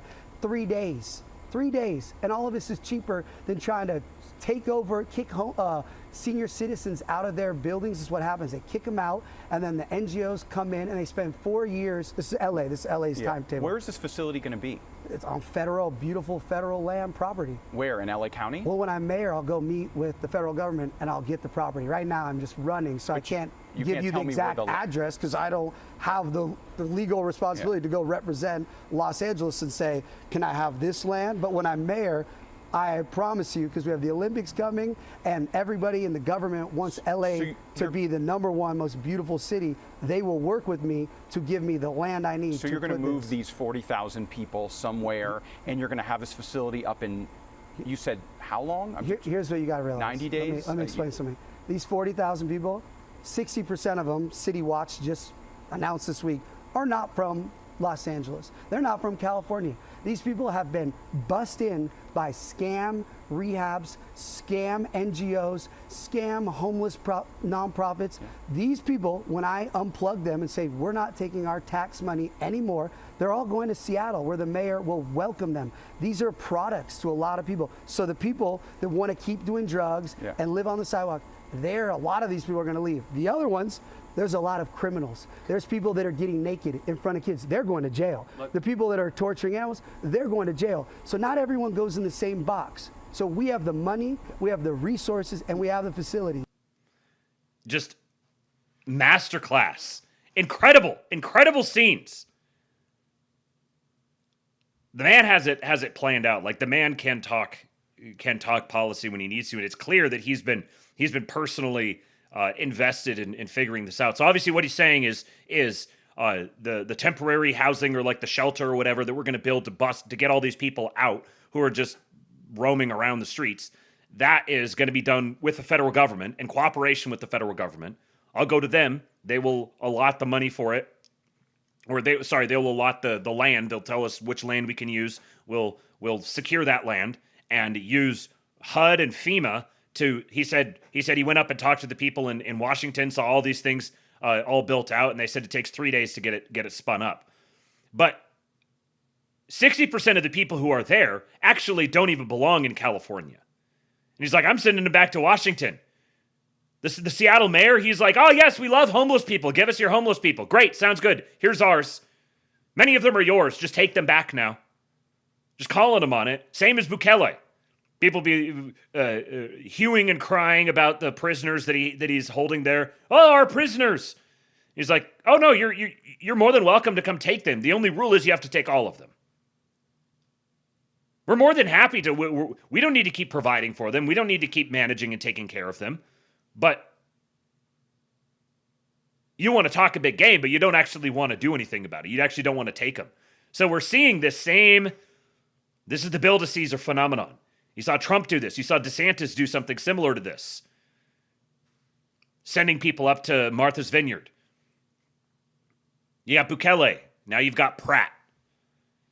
So the vote, I believe, is on the 3rd, June 3rd. So the way it'll work is that there's the three candidates. There's Spencer Pratt, there's Nithya Raman, and the Jeet chick, and then Karen Basura. And so one of the candidates needs to get at least 50% of the vote, and they win. If a candidate does not get at least 50% of the vote, it goes to a runoff in November. Now, Josh Hamm just posted this a little bit ago in the King Pill Discord. Big thing that just broke regarding this. So I just skimmed this real quick, but let's learn about it in real time. Please do tip your streamer, folks. Got a little bit left here. Please support the Erickson cause. Deposit your white pill prescription fees over at tips.kingpill.com.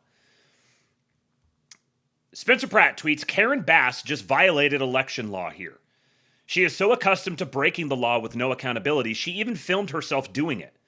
Well, those days are over. We just filed a formal complaint for illegally gaming the election. We must protect our democracy. Electioneering within 100 feet of a ballot box is against the law. Soliciting votes at a ballot box is against the law. These clear violations show a reckless disregard for the rule of law and our democratic process. Someone in a position of power should be especially respectful of our democratic laws, but this is just emblematic of Karen's mafia-like regime. It's rules for thee, but not for me. Here is the formal complaint we filed this morning. We will uphold the rule of law and our democratic norms. Enjoy your conference calls with your lawyers, Karen. This is the video that he is quote tweeting. She said, May 24th, she said, you can drop off your ballot at voting centers and drop boxes throughout the city. Voting early is easy. Even babies for Bass agree. Hey! Hello, everybody! All right, we're on the countdown! On the countdown, just one more week! One more week! Let me just thank you so much for all of your support. I know you have been walking precincts, you've been making phone calls, you've been over there at the headquarters, because we're gonna bring this to home base and win, right? I even have the babies on my side. Babies for Bass. All right, you're never too young. Hi, Joy. Thank you. Step away from that child. Babies for Bass. Here we go.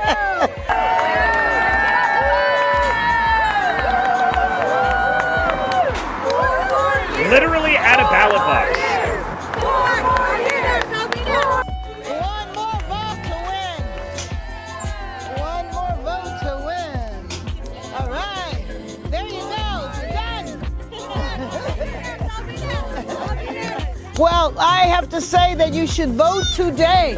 Fill out your ballot, hand it to your postal worker, or come to a voting box like this. We have a few days left in this election, and we are going to take it to victory. Incredible. So, yeah, obviously you guys in the chat, you're going right where I was going to go with it. Cheeky says, I like the sentiment, but the Cali courts are beyond compromised. And Spud Ruckus says, we've got to contend with the judge issue at some point. It's such a massive, widespread, all-encompassing problem. Yeah. Like Stray Buster says, judges throwing this out opens an attack vector for Trump. That's what this is this is an opportunity to press this issue, to actually create a flashpoint on this issue leading into the election. So it either there's a component of this where the mere fact that she's actually doing this, if you get this out and people talk about it and it becomes a big enough scandal, that can shift things electorally. It also opens a legal attack vector, and it can be easily scaled into a national conversation. You could even get potentially get the DOJ involved in this. If I'm sure there's some way that they could, and they've shown themselves to be very willing to. This is an issue that's very front and center for them. So there's the possibility this becomes a major flashpoint issue. I just saw this just now, based on Josh sending it over here. So we'll see if this kind of goes nowhere or if they really drive this issue home. I get the sense that he's really trying to drive this home. What does his letter say? He says, this is written to Patrice Lattimore. Patrice Lattimore, the city clerk for Los Angeles, and tagged the city attorney, Heidi Feldstein Soto. Dear Ms. Lattimore, I'm writing this letter on behalf of my client, Spencer Pratt. This letter constitutes a formal complaint and demand that your office immediately investigate and take all appropriate enforcement action against Mayor Karen Bass for apparent violation of the City of Los Angeles Election Code. On or around May 25, 2026, Karen Bass flagrantly violated State of California and City of Los Angeles election laws by engaging in illegal electioneering. While this formal complaint focuses on the violation of city law, note that due to the seriousness of this issue, a similar complaint has also been filed with the State of California. As you undoubtedly know, the City of Los Angeles has a restriction on electioneering near under Article B, Section 815. Within 100 feet of the entrance of a polling place or location where voters are voting, no person is permitted to engage in electioneering, soliciting votes, or speaking to voters on the subject of marking their ballot on Election Day. This includes a prohibition on encouraging or advocating for a specific candidate or disseminating related information. I don't know if that means that if this is something that's specifically for Election Day, but then that also would beg the question of if they say, oh, well, no, this only applies on Election Day. If it was before Election Day, then it doesn't apply. Which then opens up the whole question of early voting. Electioneering includes 1, displaying a candidate's name, likeness, or logo, or 2, displaying hats, shirts, signs, or stickers containing this electioneering information. It says, pursuant to California Election Code, Section 18370, no one may, within 100 feet of the entrance to a polling place or an outdoor site where a voter may cast or drop off a ballot, 1, solicit a voter, speak to a voter on the subject of marking the voter's ballot, 2, place a sign relating to voters' qualifications to speak to a voter on the subject of the voter's qualifications, or 3, engage in any electioneering. Violators of this provision are guilty of a misdemeanor. Being able to take California law, like you're not allowed to involve yourself in the election process whatsoever, and turning it back against them. Here, as evidenced in her own social media post, Karen Bass has violated the law by soliciting votes, holding signs asking voters to vote for her, describing the qualifications or process of casting a ballot, and engaging in blatant electioneering directly near a polling place and drop box location. Due to the fact that ballots are already being cast during early voting, Election Day, here you go, Election Day should be broadly construed here. Indeed, it isn't just a matter of Karen Bass being too close, but rather that she shows herself and others directly submitting her ballots into drop boxes, all while electioneering, soliciting votes, and promoting such activity all over social media. Such clear violations of electioneering restrictions show a reckless disregard for the rule of law and an apparent belief that she need not comply with relevant restrictions that apply to all other candidates. This sort of activity in such close proximity to voters has the potential to intimidate and improperly influence voters, which is exactly why these laws and restrictions are in place to begin with. What good are these provisions if not enforced? Angelinos deserve better, and we respectfully insist that you not only investigate these clear violations of the law, but prosecute these infractions to the furthest degree. Very truly yours, Peter McNulty, Esquire. That name passes. Peter McNulty. So yeah, so they're saying that this introduces an interesting legal challenge on the whole notion of election day. Now, I don't think that this. What was this? Was this California law, or I think this was Los Angeles law? I know, pursuant to California Elections Code. I don't know if I don't think that there is a way that this would be able to wind up at the Supreme Court, kind of like the Virginia issue, where they wanted to appeal. They appealed to the Virginia Supreme Court. Virginia Supreme Court overruled them, and then they wanted to appeal to the Supreme Court regarding enforcement of state law. Now, in the matter of the election day, like how the states are conducting their elections with respect to election day, this is kind of sort of an open question in general, whether there is jurisdiction or not jurisdiction. So I suppose there's maybe an outside possibility that this could impact the Supreme Court, but the Supreme Court is also talking about this very issue right now and looking like they're probably going to rule on the side of election day means election day. So perhaps there is a connection to this case into that, or that this case could be determined by that. We'll see. We'll have to follow and see what happens here. Some early voting numbers from California.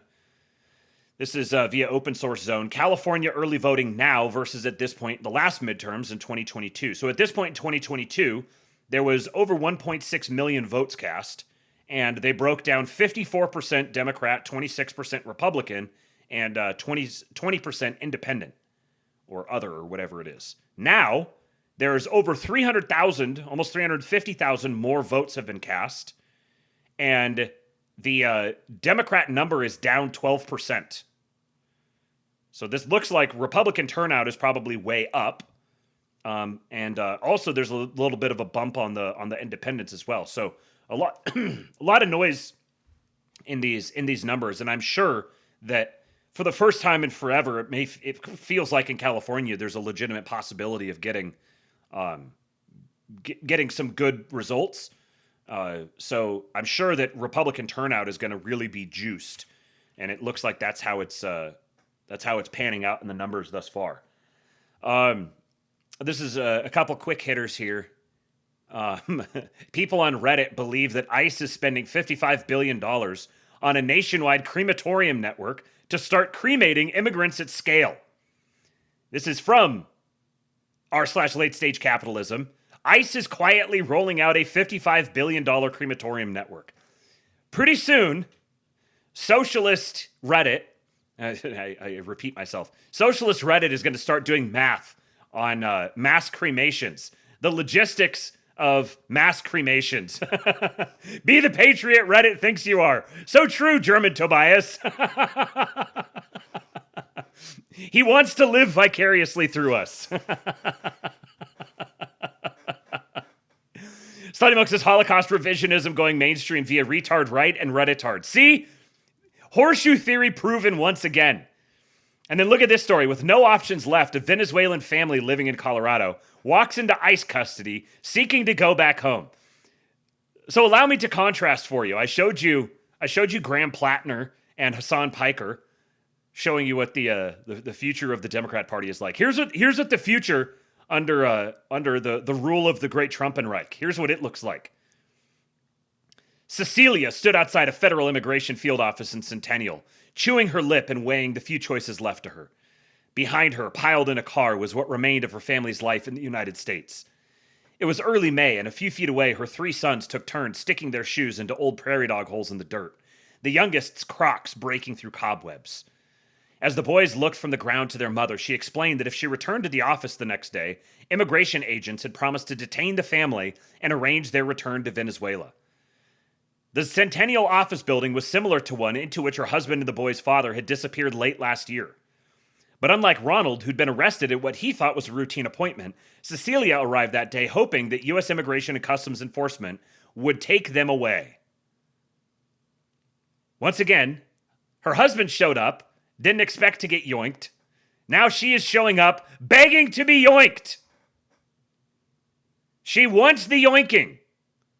She's asking for it. And what do you notice here? It seems as if this is going to be a very timely yoinking.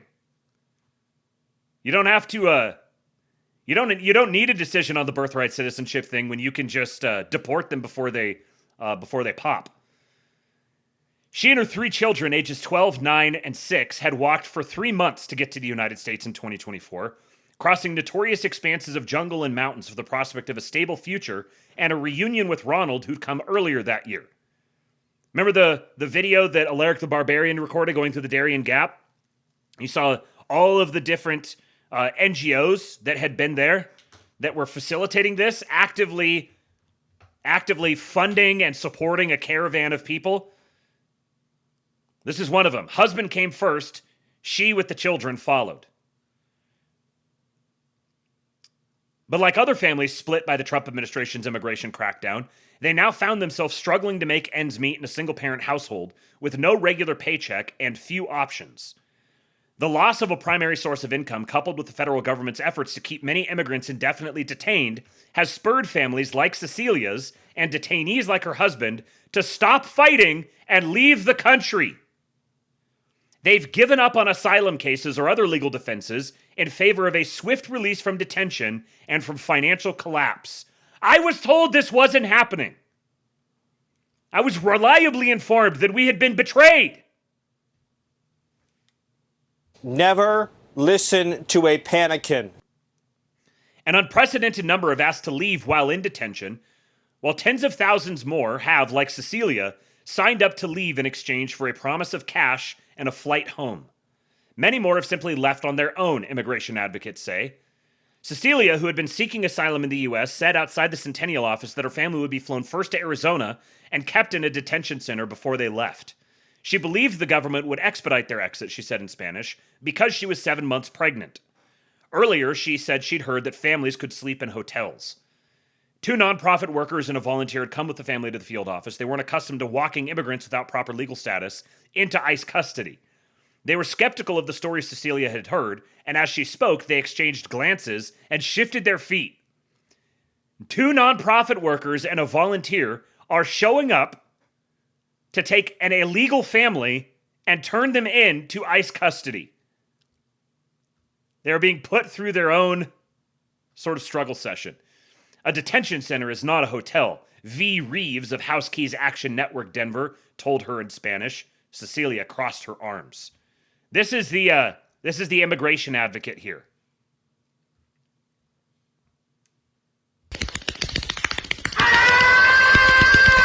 Cecilia crossed her arms. After her husband was arrested, she'd learned she was pregnant. In the 6 months since then, the family lost its apartment, and Cecilia lost her own job after her pregnancy began to show. They tumbled into poverty and near homelessness, and she wanted to leave for her kids. They're hungry because I can't work, she said that morning before they'd left the house. They were all struggling to sleep. She'd briefly continued sending the boys to school where they could at least get reliable meals, but then she'd pulled them out, fearful they could be arrested. To protect her privacy and that of her children in her small Venezuelan town, the Denver Post is identifying Cecilia by her middle name. The Post confirmed Cecilia's identity with 2 immigration advocates helping the family, and by identifying her later in an ICE detainee database. Using internal ICE records obtained by the Deportation Data Project, the Post also confirmed Ronald's initial arrest and release in spring of 2024, as well as his second arrest at the Centennial office in November, 2 days before Thanksgiving. Those details matched both Cecilia's description and the advocate's records about the family. They were unable to speak with Ronald and are identifying him by his first name. Let's see. I think that was on the morning that she turned herself in. She had $6 in her bag. If she decided to stay, she would need $800 to pay for another month in the single room the family shared in a South Denver home. She had an air mattress that was twin-sized and fraying. The boys took the floor. So she made a choice. They would return to the Centennial office the next day and hope for a swift return home. 2 other single-parent immigrant families had initially set out to surrender to ICE that first morning. Diana Marquez Ruiz and her 2 children lived with Cecilia in another room down the hall. Before they'd left, Ruiz had cried softly as she and Cecilia signed waivers to allow the advocates working with them to request congressional inquiries should the women vanish into ICE's detention system. They're going to be taken to the crematorium. But on the way to the field office, a sobbing Ruiz turned back with her 2 children, grief-stricken and unwilling to leave their dog behind in the U.S. Ruiz's husband was removed from the Aurora Detention Center on the same day as Ronald, and she'd befriended Cecilia afterward. Across the nation, men have made up the overwhelming majority of those arrested in immigrant detentions. Of roughly 4,800 people initially detained in a Colorado ICE facility last year, nearly 9 in every 10 were adult men, according to ICE data analyzed by the Post. 86% of those arrested by ICE in the state during President Donald Trump's first year back in office were also men. Of those detained, 477 men were married. For Ronald and nearly 2,000 more people, the data provides no information about their marital status. We're now seeing the breadwinner be the person that is getting detained often, said Andrea Loya, the executive director of Casa de Paz, where she works with detainee families in Aurora. That's the person going to work, the person who is driving the car. Within 6 months of a family member's arrest, families without legal status lost 70% of their income on average, according to a study of immigration enforcement in the U.S. between 2006 and 2009. More recent studies found that the children of deported parents face serious challenges due to deportation of a parent, including economic hardship, housing instability, food insecurity, and separation from parents, according to a 2018 policy statement from a division of the American Psychological Association. During her visit to the ICE office this month, security guards told Cecilia to submit a self-deportation application through the CBP Home app, through a program in which immigrants are offered incentives, including a cash payout if they agree to leave. But she'd already tried that unsuccessfully and showed up at the office unannounced out of desperation. The CBP Home app gives aliens the option to leave now and self-deport, so they may still have the opportunity to return legally in the future and live the American dream, said Kristi Noem last summer. If they don't, we will find them, we will deport them, and they will never return. In a December legal filing, an executive with federal contractor Salus Worldwide Solutions wrote that more than 100,000 people were in the pipeline for one incentive program, and that the company had supported 34,738 assisted voluntary departures, like the one Cecilia was seeking. So you can see what happens here, where they target the men, deport the men, which is part of also going after the directing the what limited resources they have, directing them primarily at the people who represent the biggest threat, and then triaging their way down. So if you deport the men, then you're talking a few months lag time before the women have to go as well. Because at the same time, what's also happening is that they can't go apply for benefits. They're getting cut off of benefits. And they can't go apply for them to try to keep them there. And all of the NGOs that will fund them and give them stipends or whatever for a period of time, they've all been cut off. And they're being inundated with applicants because all of these people are all being affected by this at the same time. You see how this starts to snowball. So if in 2006 to 2009, there was a 6-month lag between when the breadwinner was yoinked and then the rest of the family would follow. Now, in the middle of the largest mass deportation effort in history, I would imagine that's even less. So the more that this scales up, the more ripple effects it's going to have, and it's going to compound. Let me see what you guys are saying here in the chat. Superior B said, I ain't mad that the people came here. I'm mad at how we had people who enabled them to come here. Those illegals were used. Yes, 100%. Like, I don't want them to be abused. I want them to be treated fairly, and I have no problem giving them money to go back. Like, they were invited here by the government. The government's going to give them money to go back. But they have to go. Tuz McGee says the opposition's articles that posit this as a tragedy are actually the most truthful to the extent we are winning. Correct. Correct. Is all you have to do. You just have to read them in their own words to see the extent to which we are winning. Now, we've talked about this guy here in the past, the America 2100 Project, this guy who was the chief of staff and a longtime aide for Marco Rubio, Mike Needham. He has been promoted to a top national security job in the White House. This is from Axios. Scoop, Rubio aide promoted to top White House national security post. Mike Needham, a longtime aide to Secretary of State Marco Rubio, has been promoted to a top national security job at the White House, Axios has learned. His new post as assistant to the president and deputy national security advisor is one of the more important jobs in a Trump administration consumed with foreign policy challenges from Iran to China, Cuba, and Venezuela. He replaces Robert Gabriel, whom White House Chief of Staff Susie Wiles last week called a trusted confidant and dear friend to me and his White House colleagues. Like Gabriel, Needham has good relations in the White House, including with Vice President J.D. Vance's team. Everyone likes Mike. He gets the policy, he gets the politics, said a senior administration official. Because Rubio is also the president's national security advisor, Needham's transition still puts him in close contact with the secretary. Rubio said in a statement, Mike has been a key player in delivering President Trump's overwhelming foreign policy successes. In his new role as Deputy National Security Advisor, Mike will continue to implement the president's America First agenda and build upon the historic record of the Trump National Security Council. He entered Rubio's orbit as his Senate Chief of Staff in 2018 after leaving Heritage Action, a conservative political group, then joined the Trump administration with Rubio to serve as his State Department counselor. Dan Holler, Rubio's current Chief of Staff, will now take Needham's job as counselor and serve as acting director of policy planning. Holler served with Needham in Rubio's Senate office and at Heritage Action before. A little more background on Mike Needham. This was published in Politico back in November of last year. The man behind Rubio's transformation of the State Department. Mike Needham is officially the counselor and director of the Secretary's policy planning staff. Unofficially, he is the implementer-in-chief of a muscular foreign policy. The Trump administration has remade the Republican Party in countless ways. Few behind-the-scenes players exemplify the transformation quite like Michael Needham. A decade ago, Needham was an insurgent, Tea Party firebrand, and thorn in the side of establishment Republicans like Senator Mitch McConnell and Jim DeMint, the former South Carolina senator and leading Tea Party figure. Today, he's remade himself as the policy fixer for Marco Rubio's State Department, translating Trump-era nationalism into U.S. foreign policy. His rise from movement agitator to the secretary's top strategist shows how deeply the MAGA worldview has permeated Republican diplomacy. Officially, Needham is counselor and director of the secretary's policy planning staff. Unofficially, he is the implementer-in-chief of a muscular foreign policy that is reasserting itself in Latin America and has used State Department powers to enforce MAGA principles at home, according to interviews with 5 people close to Rubio and Needham. Marco had a clear vision of where he wanted to go, and then Mike was the implementer of that vision, said a longtime former staffer of Rubio. Rubio and Needham speak nearly daily, according to people close to both men who, like others, were granted anonymity. It's an unusually close relationship between a Secretary of State and his top aide. Needham effectively acts as Rubio's chief policy filter, surfacing America First proposals that blend ideology with implementation. For instance, visa bans targeting Chinese Communist Party-linked tech figures, curbs on illegal immigration, and efforts to pressure Latin American governments viewed as undermining U.S. interests. Orrin Cass, founder and chief economist at conservative think tank American Compass, and close friend of J.D. Vance, and a friend of Needham's dating back to their days at Williams College, told Politico that he's sure Needham has had an influence on Rubio's ideas on China, and that the secretary has enormous respect for his longtime staffer, who's a substantive thinker on a lot of these issues. He added that Rubio has a lot of the same thinking as Needham, both on China and on economic issues, and that the secretary is the driver and decision maker.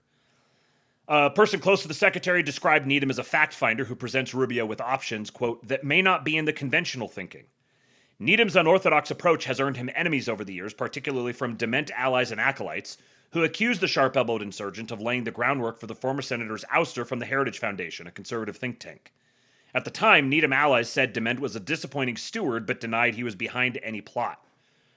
The split-screen view was a common theme. Hard-right conservatives, ascendant in the Tea Party era, viewed Needham as a leading thinker and an excellent articulator of conservative doctrine.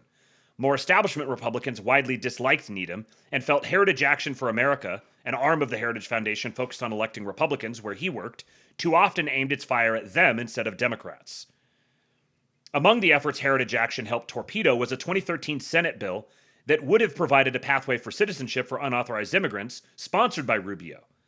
That same year, Needham was a key driver in pushing Republicans to force a government shutdown in an ultimately doomed effort to kill Obamacare. It's very interesting. So he led the effort to torpedo that amnesty bill in 2013, which was originally sponsored by Rubio.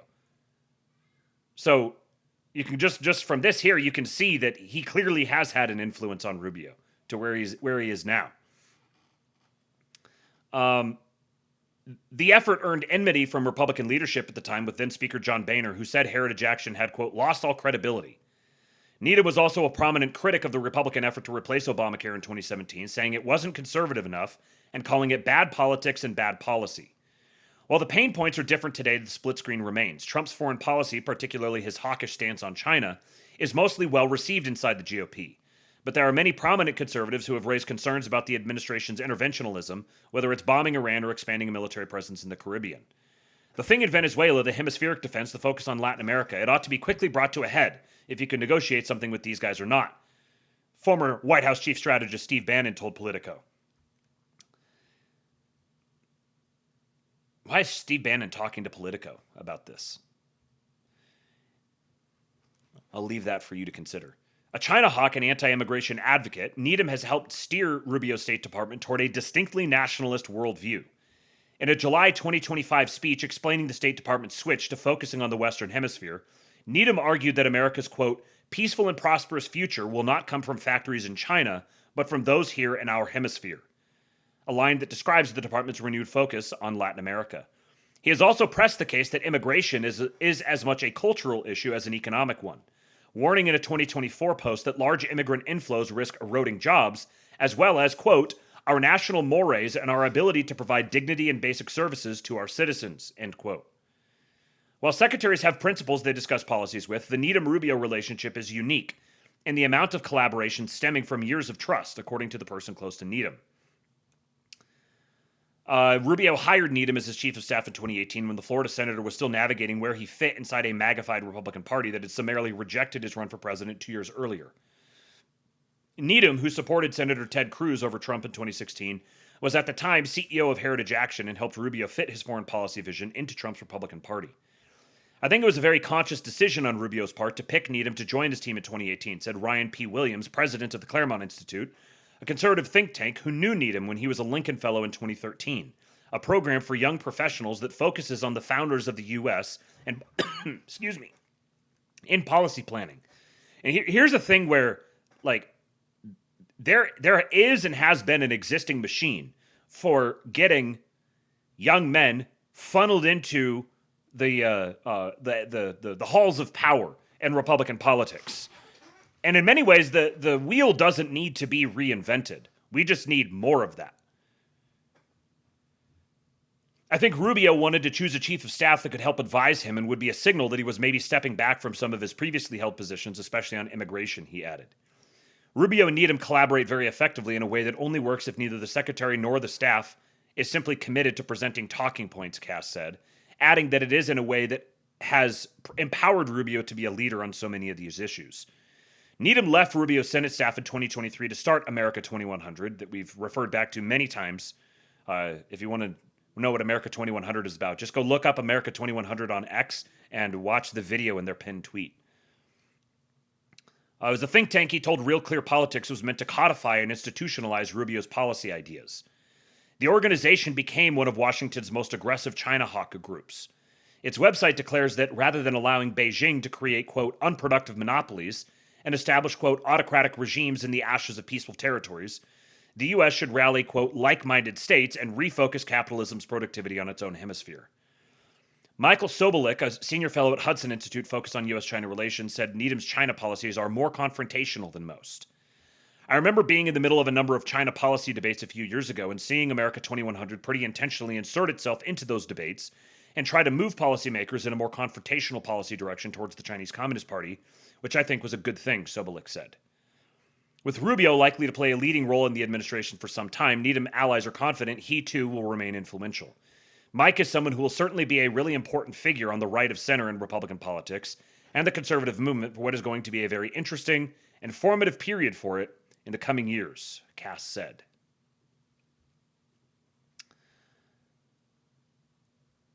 So another interesting update on a character that we've followed here on the Astrolabe for a while. All right, well, let's see. 420. It is time for me to go vote for Ken Paxton and Mays Middleton. I'm going to do my patriot duty and wrap it up here. A little bit shorter lab, but the tips have not come in since Dave's here at the very beginning, and I need to go do some stuff. So I'm going to drop off a few of these things. I'll push them off to the next lab. Please do remember you can support the show any time of the day or night. If you're listening to this, tips.kingpill.com. Send in your white pill prescription fees. I'll make sure they get played, read out here on the stream. And you can also go to King Pilled on Cash App or Venmo. You can support the show that way. You can go to the King Pill Discord, kingpill.com. Come join us. Voice chat will be happening again this Friday evening.